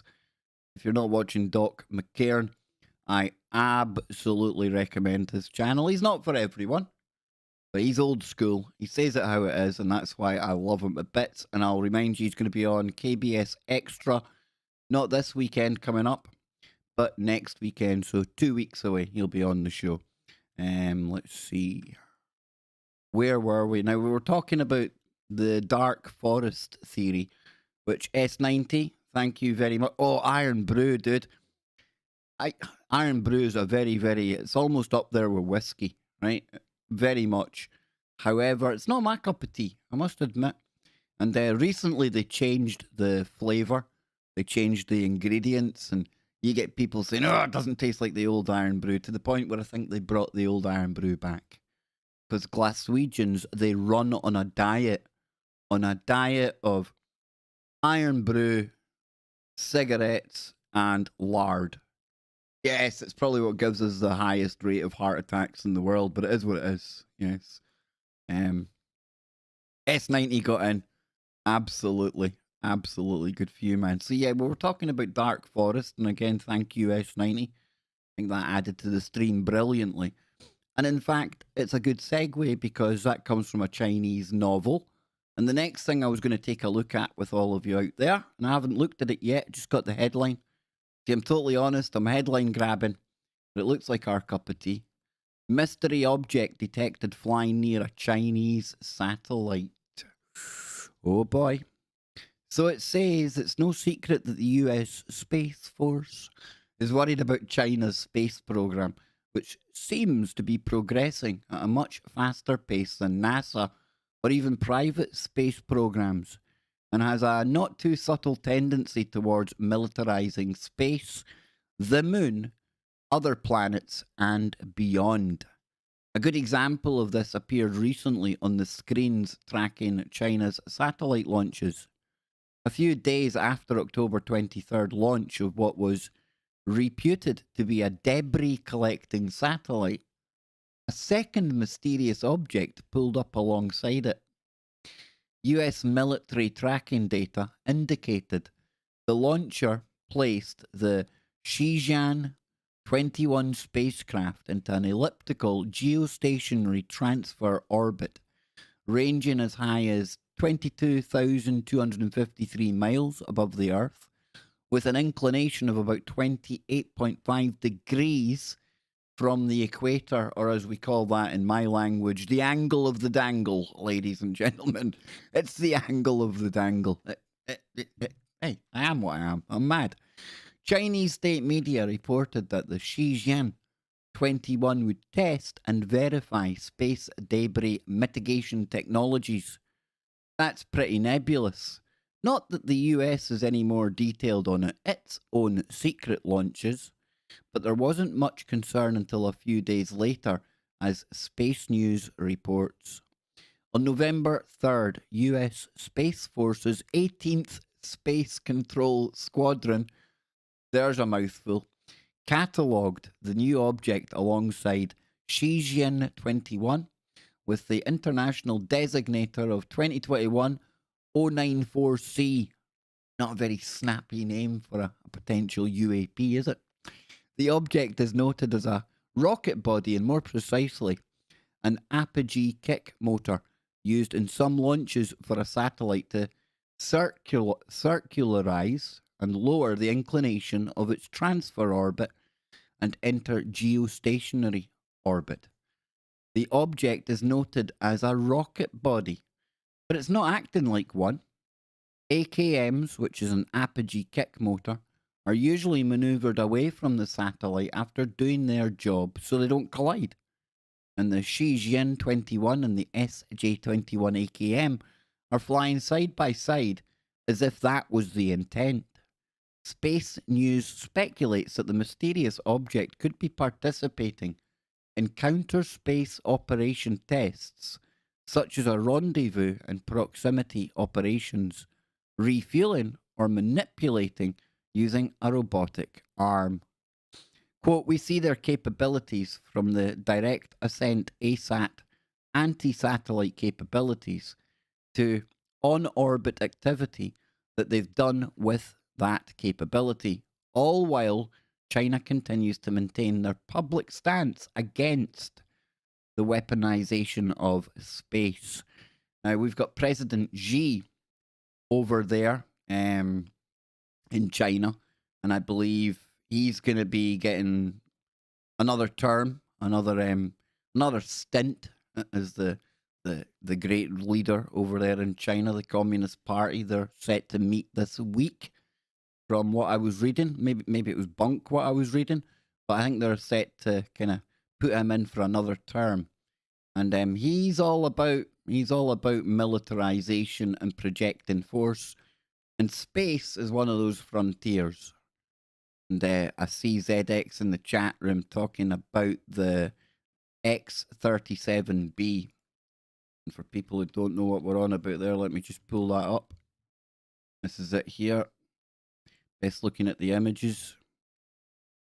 That's the image I like the best.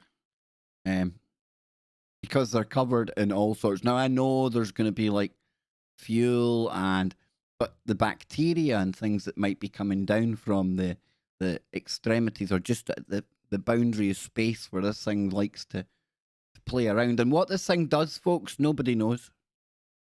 It can be up there for like 6 months at a time, a year at a time. It just does its thing.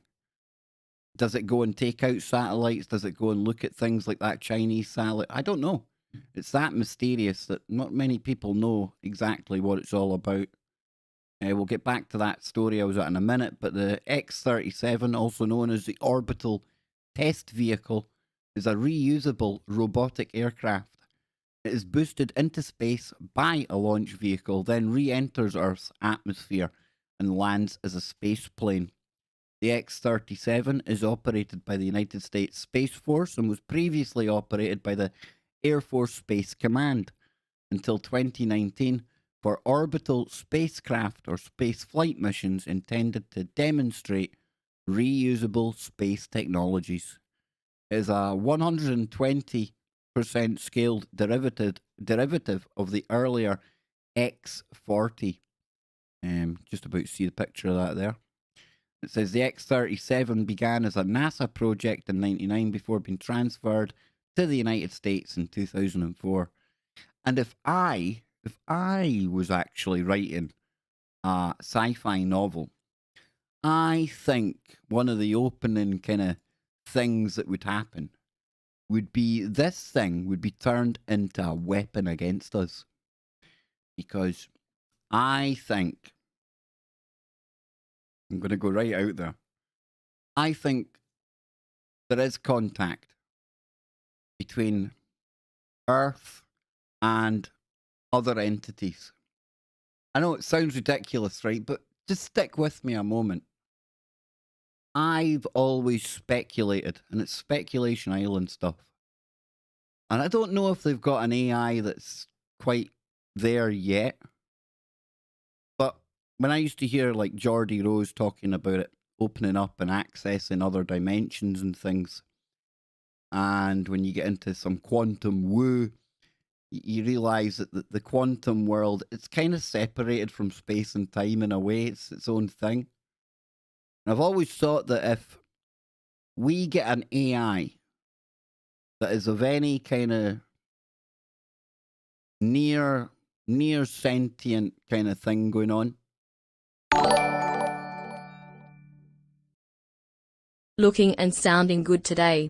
Great lurk. Much love chat. PPP. Stay bright. Going to need the heat soon. Winking face. Hugging face. Heart. Cool face. Oh, there's something kind of cute about the old Australian voice saying it's winky face. Thank you, Ron. Thank you. But you know, I'm gonna just throw it out there. If we've got an AI accessing other dimensions, could it be that if there's another civilization out there and they've gone down a similar path to us and they've got AI, could it be that our AI and that AI could end up communicating to one another in another dimension, unbeknown to anybody who controls it? I don't know. It's one of my out there thoughts. I'm just saying. Like I say, I would have the alien AI taking over the X-37B and turning it into a weapon. It's a good opening chapter from a sci-fi book, right?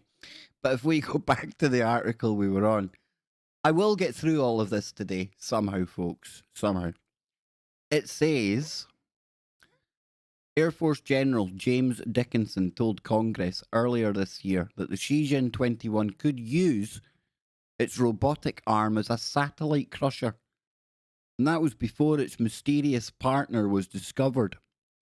This isn't the first time that a tight formation pair of objects launched by China has been observed. In 2018, the Tango Juliet Sierra 3 satellite was launched unexpectedly and released a mysterious payload that performed coordinated maneuvers in what could be construed to be an attempt to confuse space tracking networks. You got to wonder what it's like out there now. You got the Starlink satellites. I don't even know how many of them are up there. You've got all of the satellites that were previously up there, the commercial ones that we know about. Think of all the military ones that we don't know about.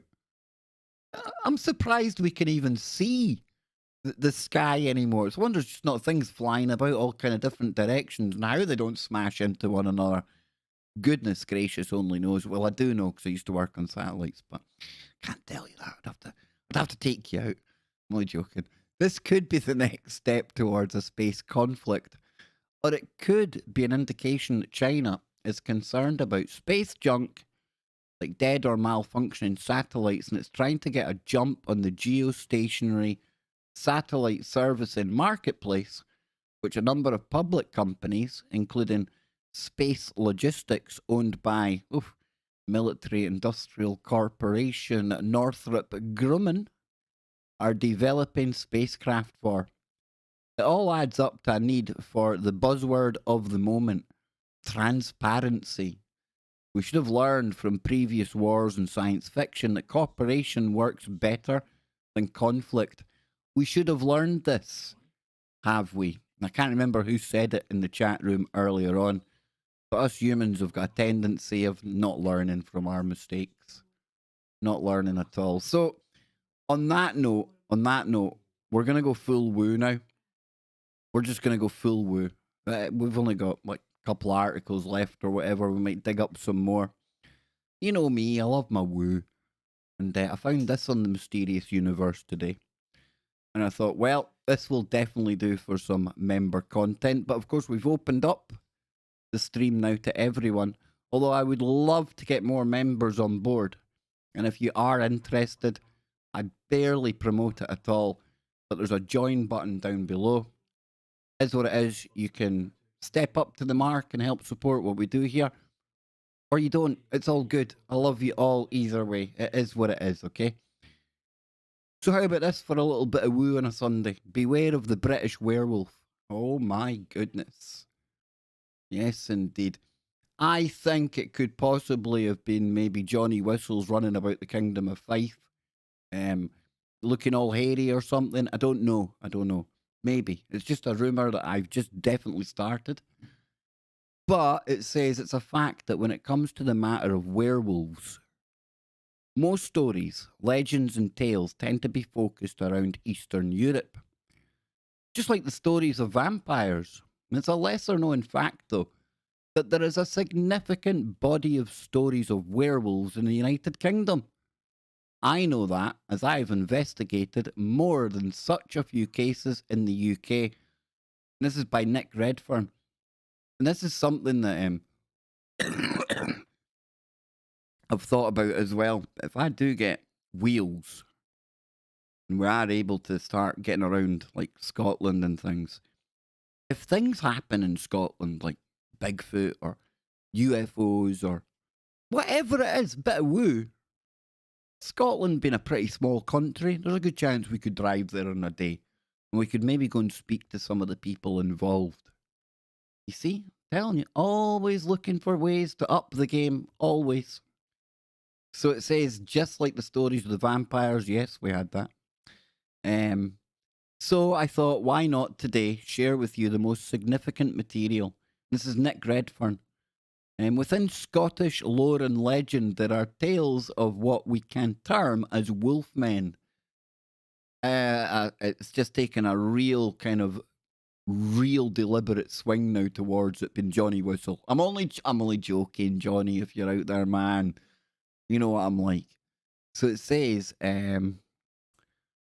okay, what we can term wolfmen, but which for the Scots, the creature are known as wolvers, and which spend much of their time in deep waters. Werewolves in bodies of water? What? What is going on here? Now, this sounds to me like it could be some Kelpie action, because they're shapeshifters, right?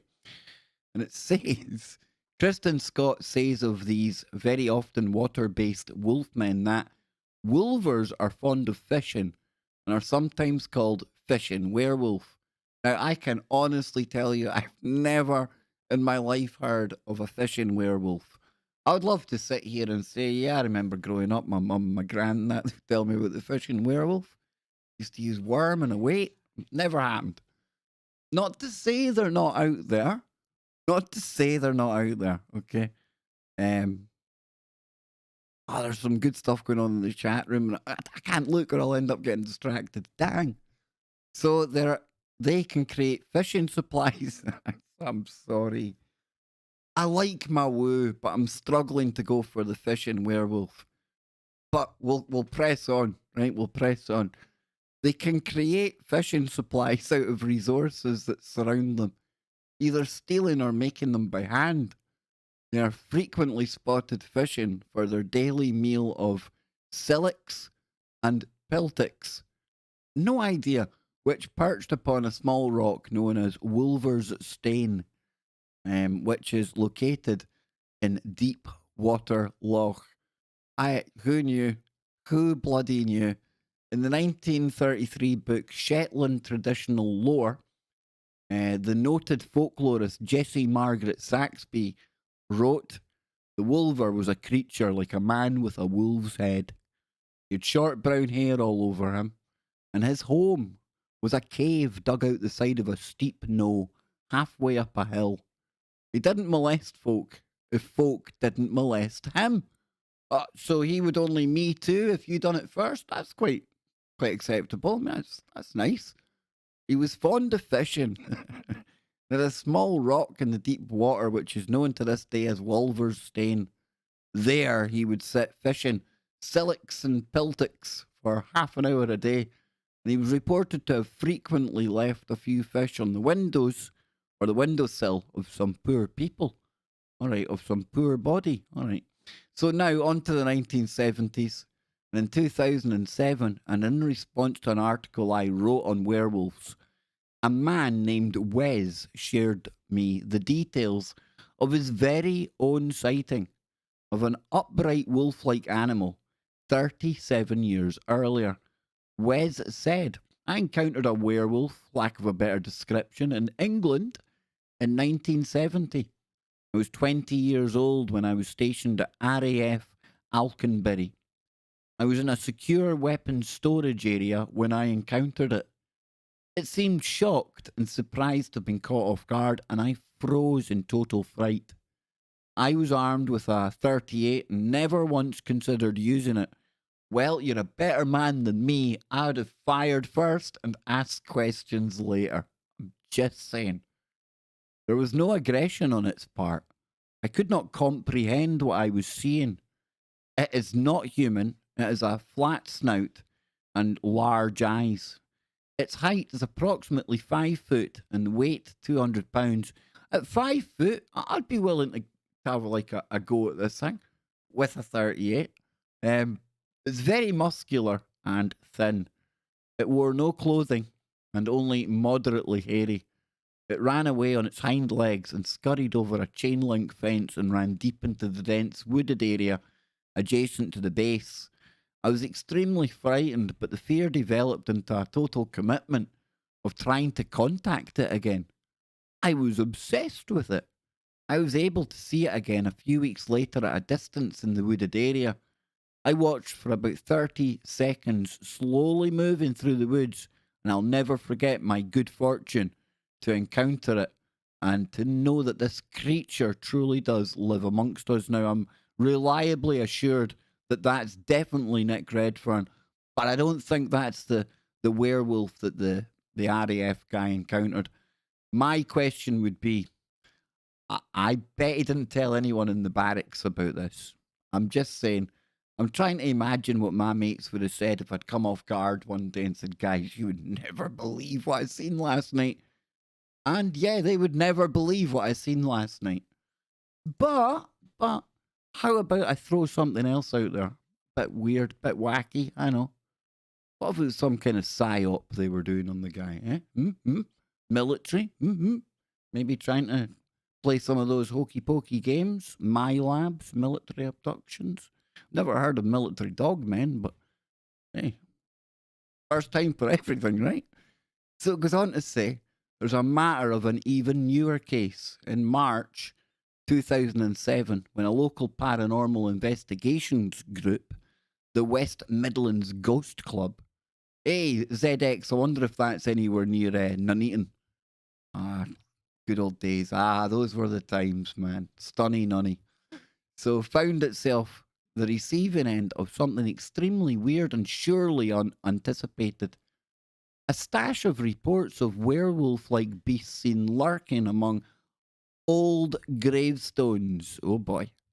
So the story of how the the West Midlands Ghost Club came to be involved and nature of the encounter can be found at their online article, quote, I'm alright now. Bad name for an article. I'm just saying that's not going to do your SEO search engine optimization much good. I'm just saying. So such was the interest that the reports provoked.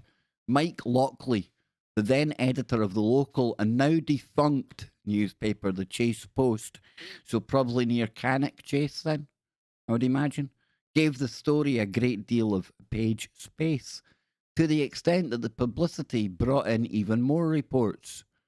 Now, I would have to say that once the reports go out there, the initial reports, cool, fine, whatever, let's take a look at them. But then when you get subsequent ones, maybe some are genuine, but I would probably, me personally, I think a lot of the ones that come afterwards could just be people making it up. Maybe, I don't know. I'm still struggling with a werewolf that like crafts its own fishing gear. That even for me, that might be a little too far. I don't know. But again, I digress. Let's see.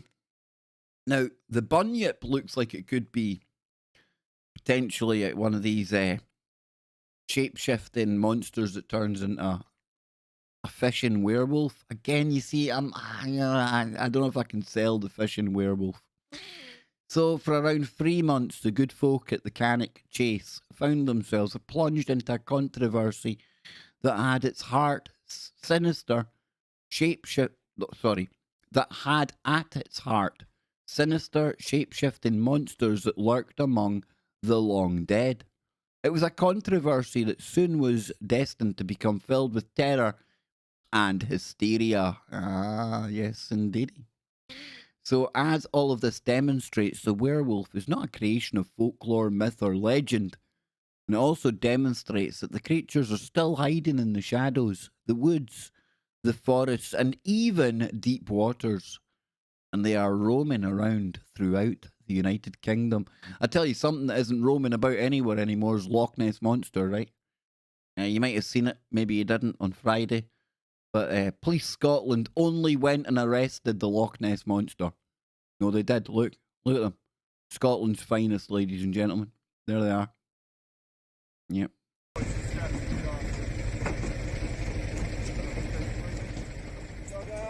Imagine growing up, because I'd imagine most police probably, it's a vocation, right? You probably grow up wanting to be a police officer, and then you find yourself, a couple of years into the job, and you're going to arrest an inflatable Loch Ness Monster. It doesn't have that Sherlock Holmes kind of feel about it, does it? Not much like the Sweeney, Hill Street Blue, none of that jazz. Yet you're detaining inflatable toys in Scotland.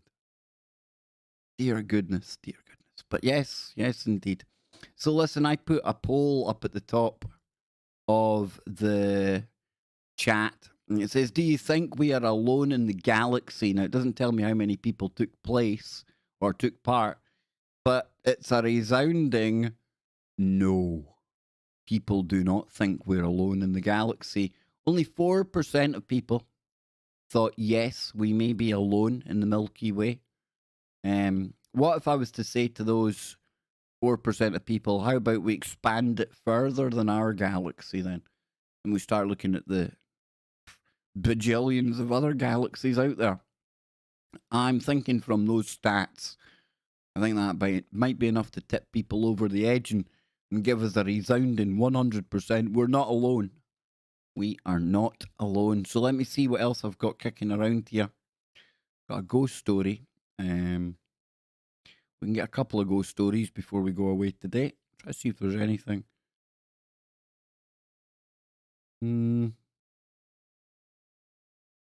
It's looking like we're going to get into a couple of ghost stories. So I'm going to shove on the music. I'm going to get a little drink. Then we'll come back. We'll probably do about another hour or so, folks. I think that'll probably be pretty decent. We've only, now we're 2 hours, 15 minutes in. Telling you, it's a marathon today, folks. It's a marathon. But we're taking it at a good pace. Yes, indeed. I'll be back in just a moment. Don't go anywhere.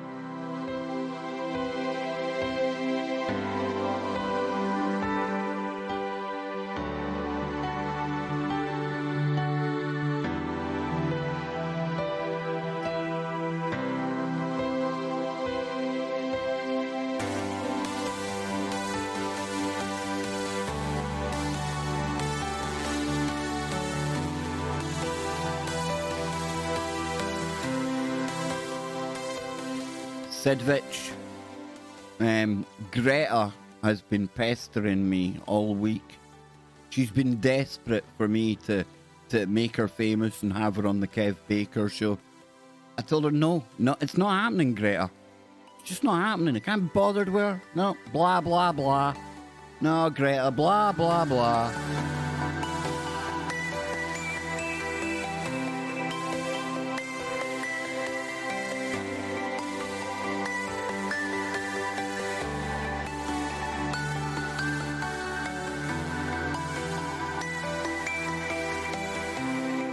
In fact, it would appear Scotland has rubbed off on Greta. Not that way, but she's had to make a pledge.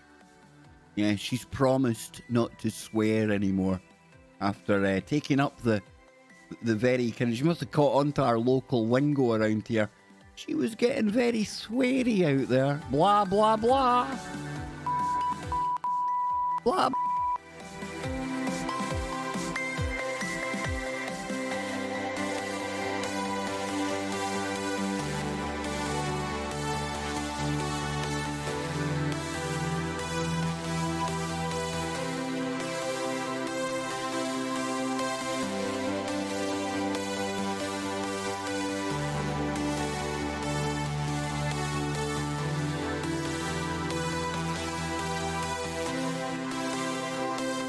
But one person who did get in touch with me about Greta was GD Bakshi. Yeah, GD Bakshi had a lot to say about Greta. Take a listen. It is utter nonsense. It is living in Alice in Wonderland. This is imbecilic optimism, optimistic drivel. So if we have friends like this, I don't think we need enemies. Yeah, GD Bakshi's not impressed.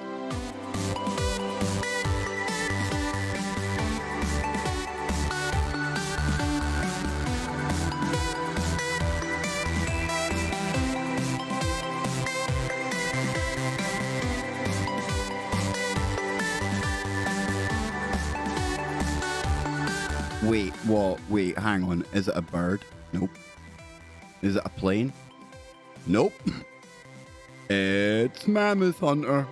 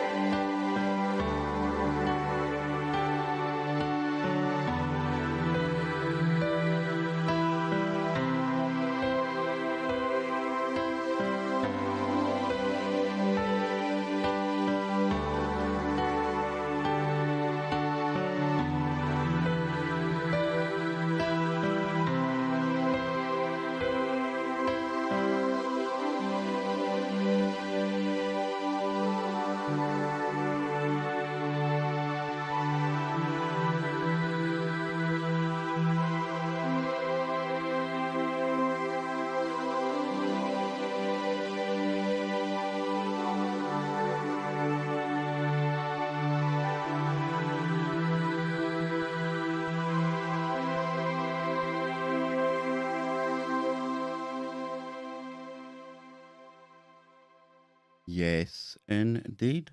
We're back. S90 made a bit of an observation there. And I agree. He says a lot of the younger people who were out there protesting, I think it's still going on today. I think we've got another week of it here, to be honest with you. But he mentioned the fact a lot of them have crazy eyes.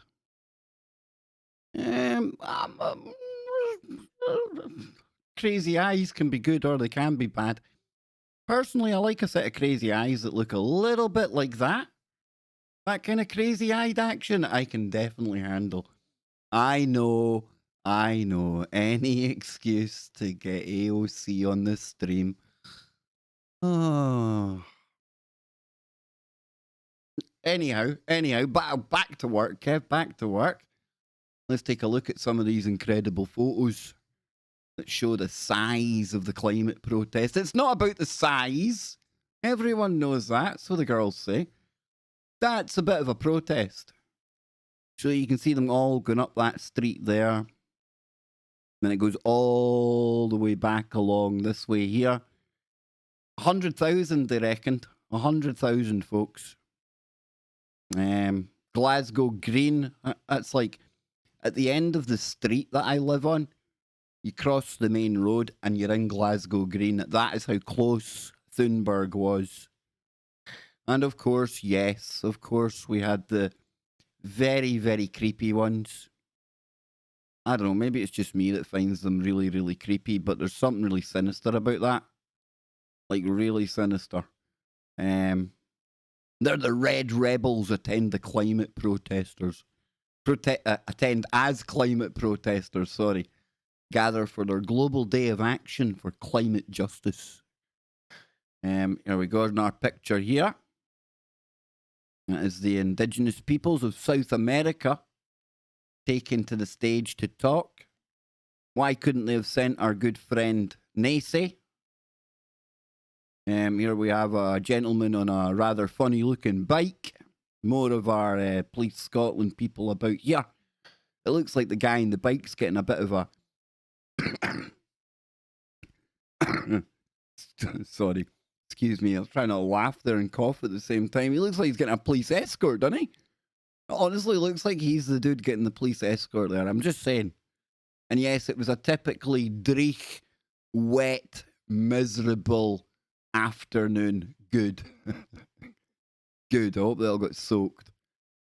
Hey, listen, I'm not against protesting, but they've absolutely... I've had black helicopters over my house for a week. Profit before planet. Yep, somebody's like splintered themselves up there. Indeed. No, okay. Better. Maybe I should have gone. Try to see if we can see any kind of crazy eyes. Save Maryhill Library. I used to live in Maryhill. Save the Maryhill Library. How that's going to protect the planet, I don't know, but we'll do it anyway. And here we have some more of our Paleo-American friends, I believe. Looking at that.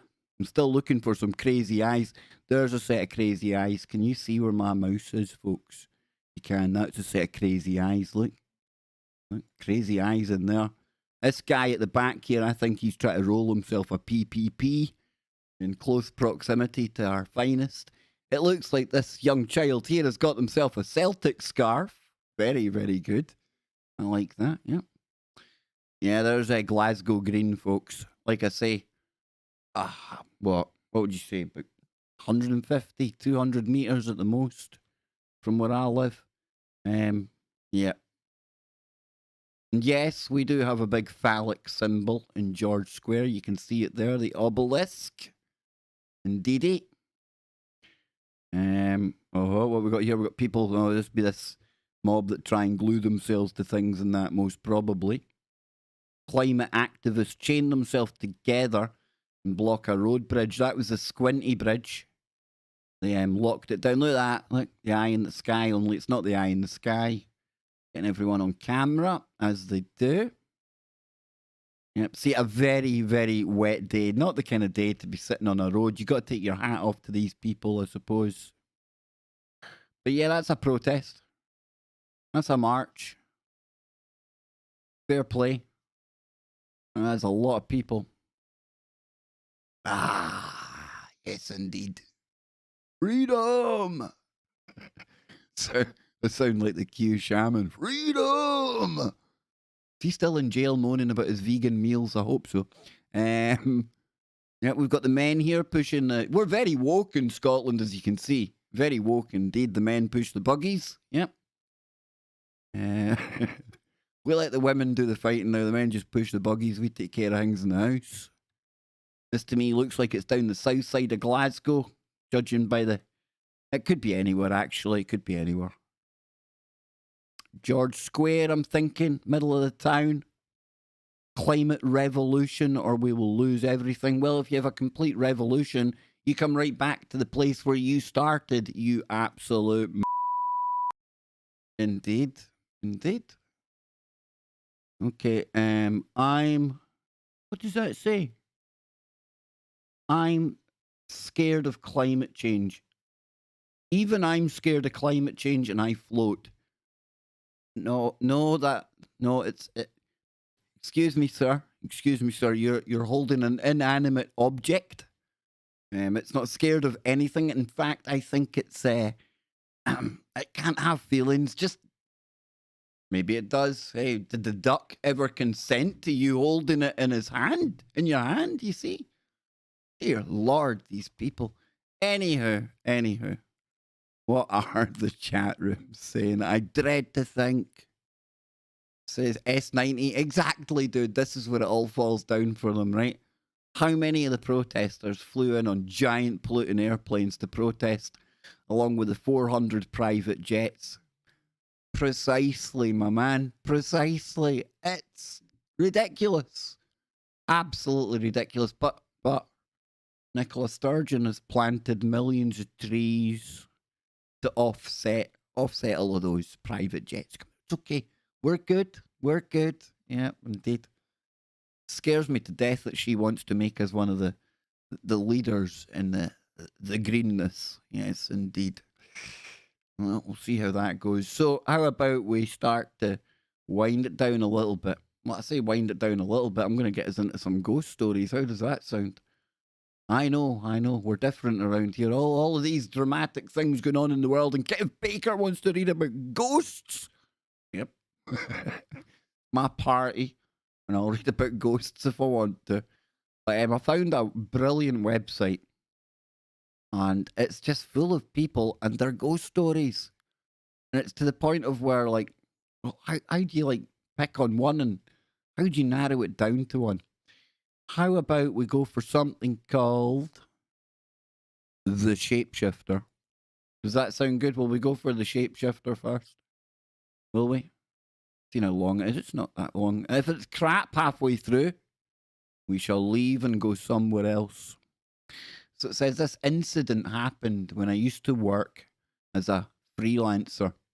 It was well past midnight, and I was working furiously at home on my desktop, trying to meet the deadline the next day. We had a black Indian breed dog named Leo, who had this weird habit of wanting to go out to do his thing at odd hours. It was one such occasion that he started his routine whining ritual, standing in front of the door and looking back at me now and then. His way of saying, dude, it's time, let's go. So my tired brain needed some fresh air and my stiff back a decent walk. So I picked up his leash and we set out. I think this has got potential. I'm just saying. Leo had recently found his new favourite spot to do his thing, which was a very odd place indeed. One had to walk left from my building, cross 2 more buildings, and then take a left from the main road, which was more like a path which went 20 to 25 metres down and ended abruptly, full of wild shrubs on both sides of the path, and basically a place where people threw their junk, not that junk, refuse, folks. I digress, but we've got our climate COP26 thing on right now, and do you know what's happening in Scotland? Our refuse collectors are really struggling right now, and there's all this recycled garbage piling high in the streets of Glasgow, to the point where the fire brigade have had to put out a notice to residents saying be careful because of the excess refuse that's outside might be causing fires and things. Nothing says you're a shining example in the climate change crown like having rubbish all over the place and rats running around the city. What can I say? Anywho, back to our ghost story, right?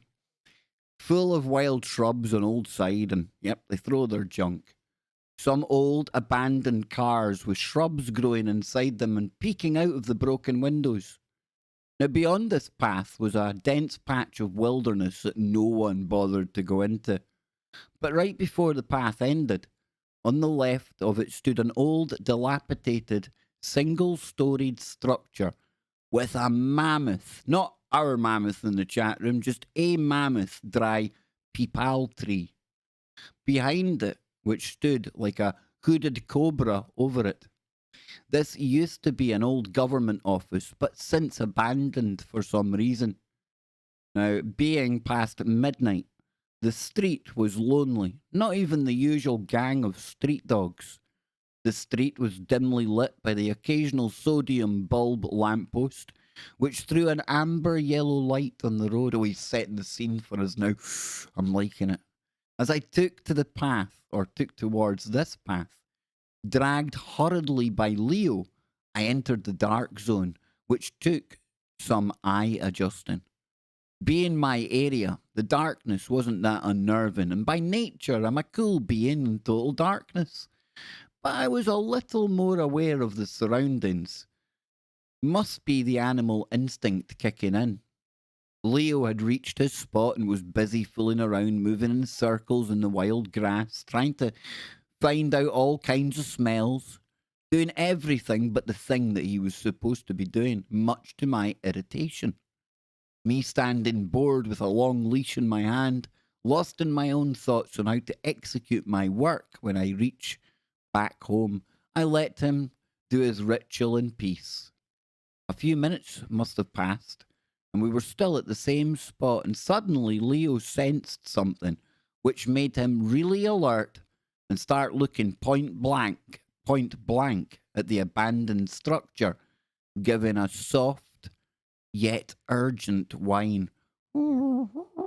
I can't do the dog whining noise. Okay, I tried. I can't do it. Hey, what? This guy's quite a skillful writer. I'm liking it. I asked Leo, what is it?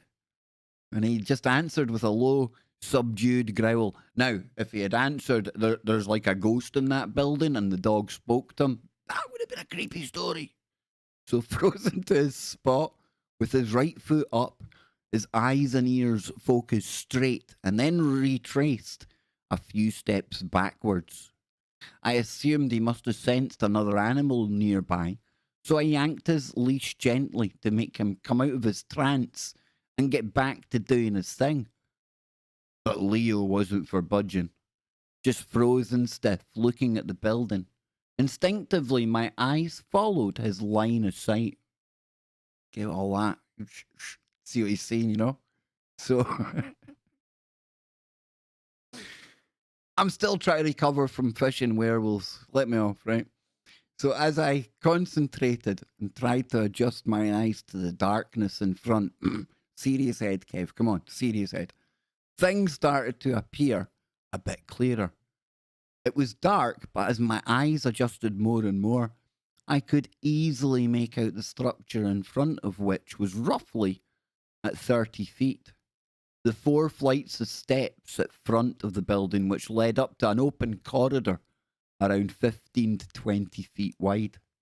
And I knew that this corridor led to 2 doors on either side. 2 pillars on one side of the steps at the top, and then a low wall that extended until 2 doors on either side. 2 pillars. Is it Joachim and Boaz? Is it a Masonic lodge he was looking into? For the first few moments, I didn't notice anything wrong, to be honest with you. But then I saw it. I saw something moving by the corridor.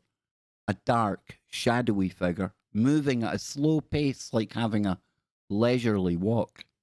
The appearance looked more feminine to me, and it seemed like its hair was long and kept open. I was pretty sure that there was no one living in that dilapidated structure for long, but it seemed to be occupied now by whoever or whatever this was. Both me and Leo were fixated at this moving shadow by now, my brain wanting to believe it was real flesh and bones person, you know, but I had never seen my dog behave this way. The shadow was pacing up and down the corridor, but what seemed peculiar was it just didn't seem like a human gait. Gait, G-A-I-T, walk, posture, that kind of thing. But more like a gliding movement. I adjusted my eyes again, trying to make more sense of what I was seeing.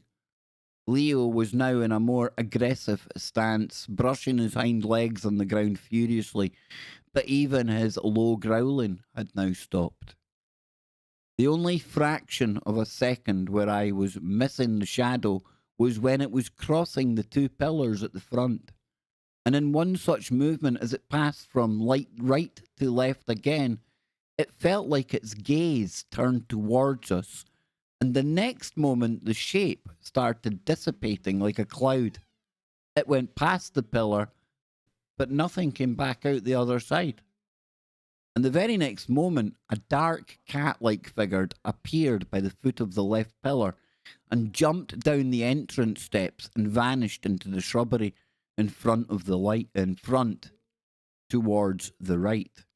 It looked as if it was advancing towards us, but the area was dense with shrubs and grass, and there was no way of knowing for sure.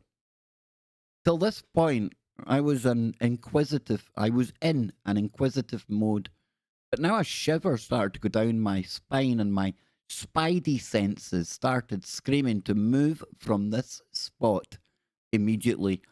Listen to your gut, ladies and gentlemen. When you get that feeling that something just ain't right, prepare to move. That's all I'm going to say. That's my rule of thumb for today, right? I don't know. I yanked hard at my dog, literally dragging him out of the path, and somehow reached back to the main street and stood under a street lamp to catch my breath. Glancing back, all I could see was infinite darkness, and it was just eerie silence. I hurried back home, not looking back once on the way. Nothing untoward happened past us, except my mind trying to figure out what my eyes had just witnessed. 2 days later, I went and checked the place out of curiosity during daytime, and it still seemed all very much locked and abandoned, the way it always was, littered with dry leaves, cobwebs, and untouched dust. So I came up with a number of possibilities. Number one, easy one. It was just a play of dark shadows and my eyes playing tricks and the brain imagining things with faulty data. Boy, do I like how this guy thinks, because that's what our brains do, right? That's what our brains do. Our brains they crave familiarity. When we see something like this, something that's out of place, maybe we start to make patterns, see things that aren't necessarily there, but it makes it more comfortable, or at least it makes it more believable to our mind's eye. Number two, good one. It says, perhaps there really was someone camping in the premises, which thought of taking a stroll in the corridor and then laid down to sleep, pushing out a cat sleeping near to it, and ran down the steps. Now that is a stretch. That's definitely a stretch. Is somebody saying Billy Ray Valentine? Is he in the chat room? Billy Ray, now he's got the coolest accent in the whole of radio, YouTube, podcasting. I'd pay money for his accent, but I digress. Number three, and this is the one where I think I want to hang my hat on. Myself and my dog witnessed something not of this world. Ooh. Ooga booga. Ooga boogas, ladies and gentlemen. Yes, so how about one more? Oh, wow. Now, I think before he became the leader of the free world, I think Uncle Joe might have penned this next one. Because, well, maybe it wasn't Uncle Joe. Maybe it was just a relative of him. The next one's called The Grim Reaper Smelled Me. Yeah. Maybe it's one of the children that Joe smelled over the years. I don't know. So it says here, this is from California in the US of A. It says, look at that. Kev, you've got the best accent. Thank you very much. Yes, indeed. Yes, indeed. Apart from this accent. This is a test super chat alert for $94. A very robotic sounding Australian, I do admit. And I wish I got those $94, but it's just a test chat. You see. And it says, so then, you're right. Serious head on. Oh. So the Grim Reaper smelled me. Like I say, this could be the childhood tale of somebody that Old Uncle Joe babysitted back in the day, I don't know. So it says, I travel once in a while for my job. I'd flown to California and was back at the hotel after work, as long as it wasn't the Cecil Hotel. I would not spend a night in there, let me tell you. I think you had Richard Ramirez, the Night Stalker. I think he stayed in there for a while. That is one creepy place. That's where they had that girl. Remember, oh, what was her name? Somebody in the chat room will remember. She went in the lift. Oh. Went in the lift and then they found her up in the water tanks. What was her name again? Somebody in the chat room is bound to remember that. I bet you S90 will get it with that. Brainy dude. So at 3 a.m. You see, this is a telltale sign. When you wake up at 3 a.m., screw your eyes shut and just get back together as quickly as you can, because that's the time of night when the ghoulies get you up. I'm just saying. So, and there Jimmy Jane's into the strike zone. Man, oh man, Jimbo. It's the Jimbo. Jimbo will remember. I bet Lisa Lamb. That's it. That's it, Lisa Lamb. Yeah, something like that, yeah. I was going to say, I wonder if Jimmy, he's in California. I wonder if he's spent a night at the Cecil Hotel. Wouldn't be me. Would not be me. That's all I'm saying. Anywho, back to our story about the Grim Reaper smelling me. Not me personally, however. It's one of these days. I'm never going to get finished today, am I? So it says, at 3 a.m. I woke up to the Grim Reaper standing at the foot of my bed. Well, talk about getting in there early, eh? Just cut to the chase, bang, Grim Reaper in the room. Boom, boom, boom. He was very tall in a hooded black cloak. I could kind of see some shape of a skull underneath the hood. He walked towards me and stopped right at my waist. Then bent over and smelt my body as if it was a roast. I could feel how pleased my scent made him feel, as it had been waiting for a long time to get his hands on me. That was when I started screaming, but it only came out as desperate, muffled sobs. He continued to take very Joe Biden-esque deep breaths, and while moving up and down my body from my waist to my head, each time raising up after and exhaling out in pleasure. It was horrible. I continued screaming until he just vanished. I felt as if I was close to passing that night, and that he was there to collect my soul.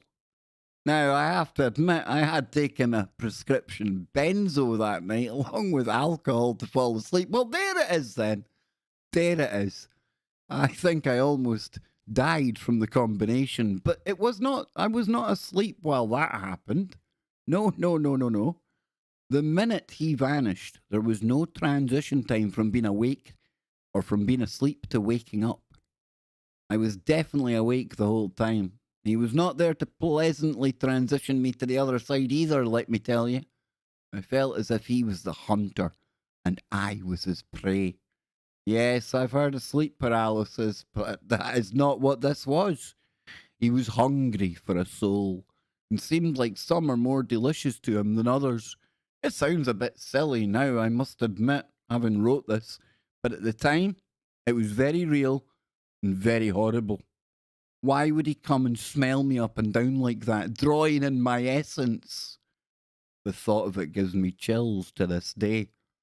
Now, that's the end of that story. And normally, I would say, well, you've taken some prescription drugs and you've had some drink, but I don't know. You know, who am I to say what one person has or hasn't experienced, and if they've got a tale to tell? Hey, I'm open to listening to it. The Grim Reaper coming into your hotel room and then sniffing you up and down. Oh, like a Joe Biden? Creepy. And I would offer this person, if the Grim Reaper was that impressed by the smell of your soul, why didn't he take you? You see, I don't think he smelled as good as you thought. That's all I'm going to say. But listen, folks, how long have we been going now? Dearie me. Almost 3 hours. Right? So I'm going to take a little drink. I'm going to come back into the chat room, see what the chat people are saying. We'll go over the final results of the poll, and then I'll let you go and get to some decent content out there on YouTube. How does that sound? See, I got you guys covered. I'm telling you, man.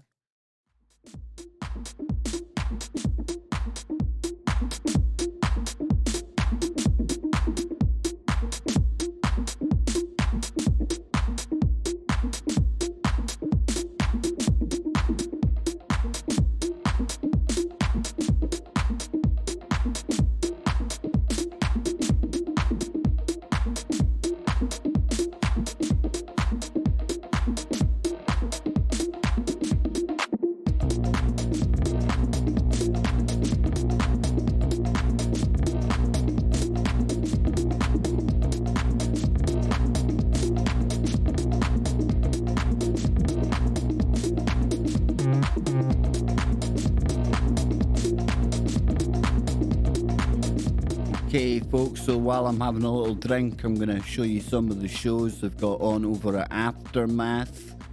Yes, Billy Ray's over there, Jimmy Jeans is over there, John Brisson's over there, David Knight, Clyde Lewis, and some guy called Kev Baker. Dang, dude.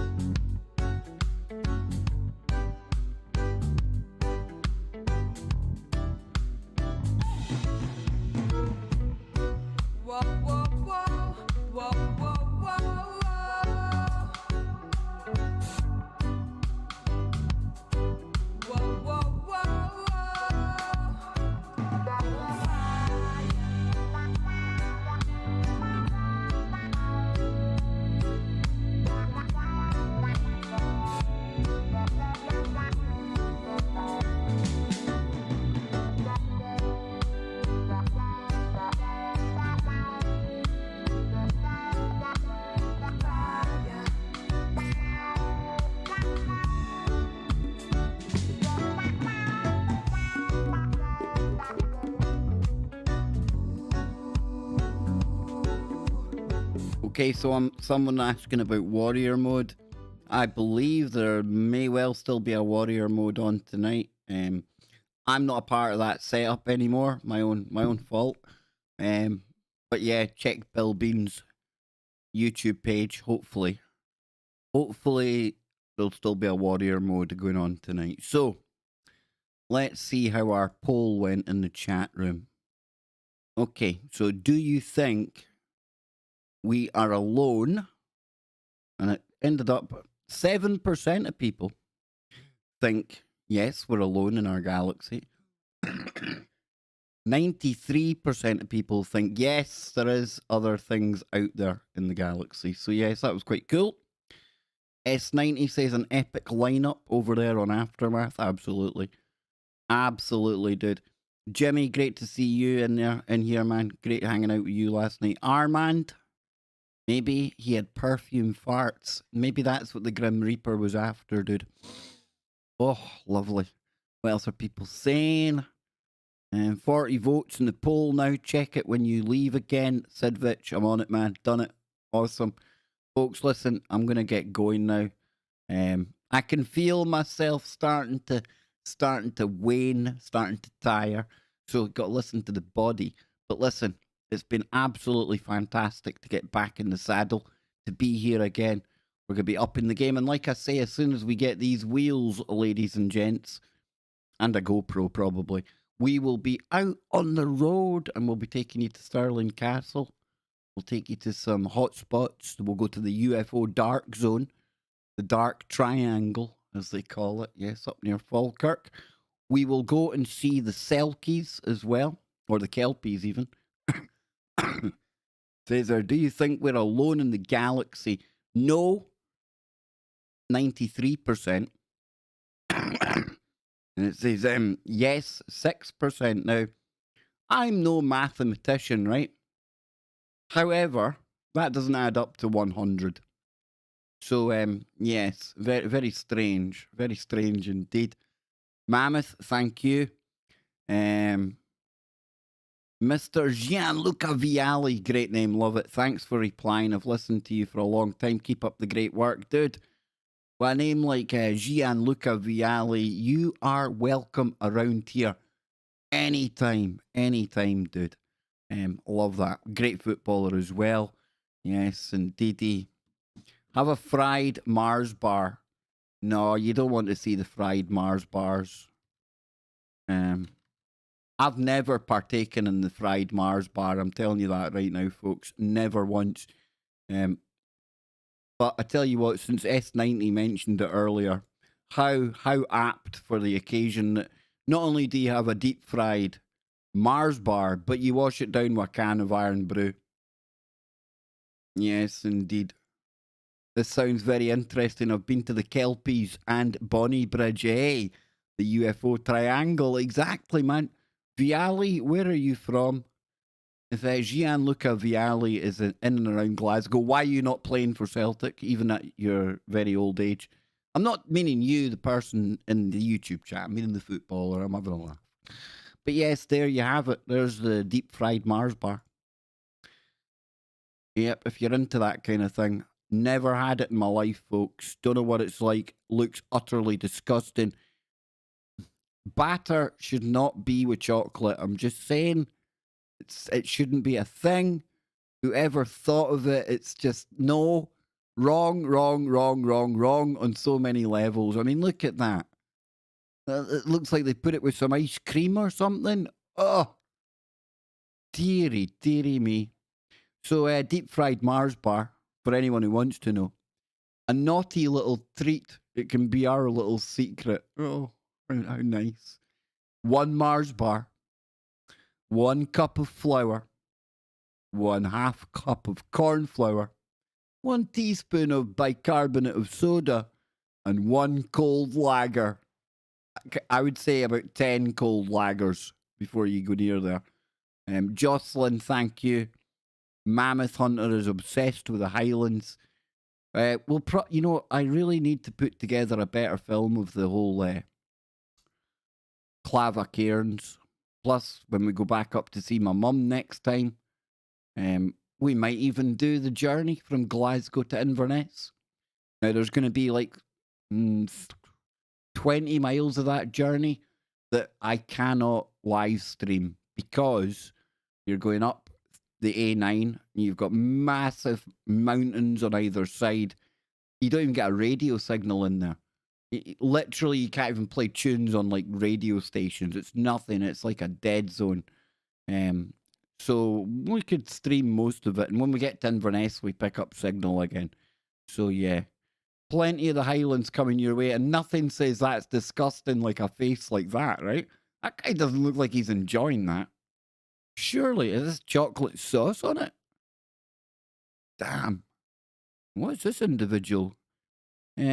A Glasgow restaurant launches a deep-fried Mars bar calzone with 2,000 calories, which I'm reliably assured hijacks your taste buds and sends them soaring. Look at that. Wow. You know, some things only in Scotland. Only in Scotland. He doesn't look like he takes in 2,000 calories a day. In fact, this guy looks like he could be a bit of a Peter Pan, doesn't he? A very youthful looking face this individual has. You'd be shocked to find out this guy's 64 years old. I don't know, actually. I'm making that up, but he definitely looks like Peter Pan if he's anything near 64 years old looking like that. Look at that. You could dip it into your runny caramel. Whoa. I don't know, folks. It's packed with Mars bar chunks and then cooked in butter and dubbed by locals as the Mars Garita pizza. Dear goodness. There you go, look at that. Jules, I hope we've made you hungry. This man here, I hope that's the only thing he's doing with the Mars bars. That's all I can say. Yes, indeed. This man looks like he lives on a stable diet of fried food. Yes, he's got a very Scottish look to him. Going bald at about the age of 30 and a last attempt to make his face look interesting. He's grown a beard. It is what it is, right? Okay, so there you go, folks. There you go. Now, what we got here? All right, so do you have this abroad as well, like doner meat, chips and cheese? Do you have that? That's a big favourite over here. I know my boy likes to eat something called a hoagie. It's like a wrap with doner meat, chips and cheese. Yes. How did we get here? Nobody knows. Nobody knows, folks. He's had enough of me. I know he's have. I'm going to love you. I'm going to leave you. I hope you've had a great weekend. I hope you have a brilliant remainder of the weekend. You lot all rock. I'm crazy as hell. It is what it is. But it seems to work. Thanks for being here. Thanks for being you. And remember, if you're looking for change in this world, go and take a good, long, hard look in the mirror, folks. You're the change you're waiting for. I'm telling you.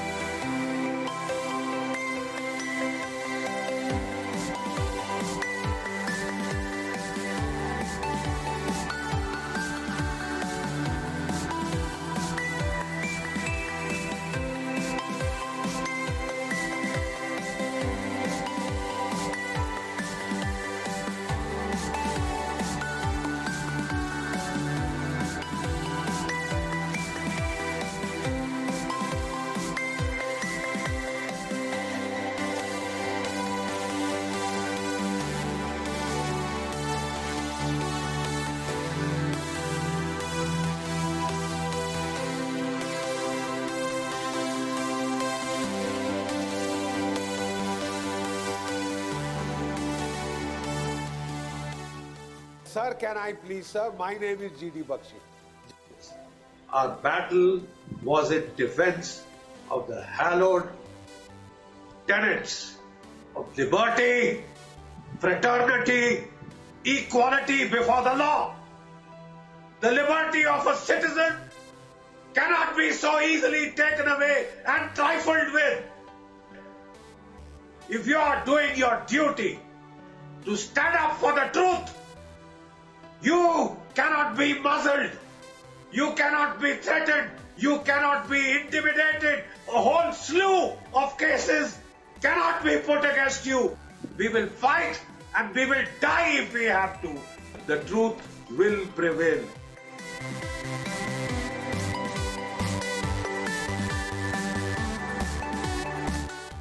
Guy, hit.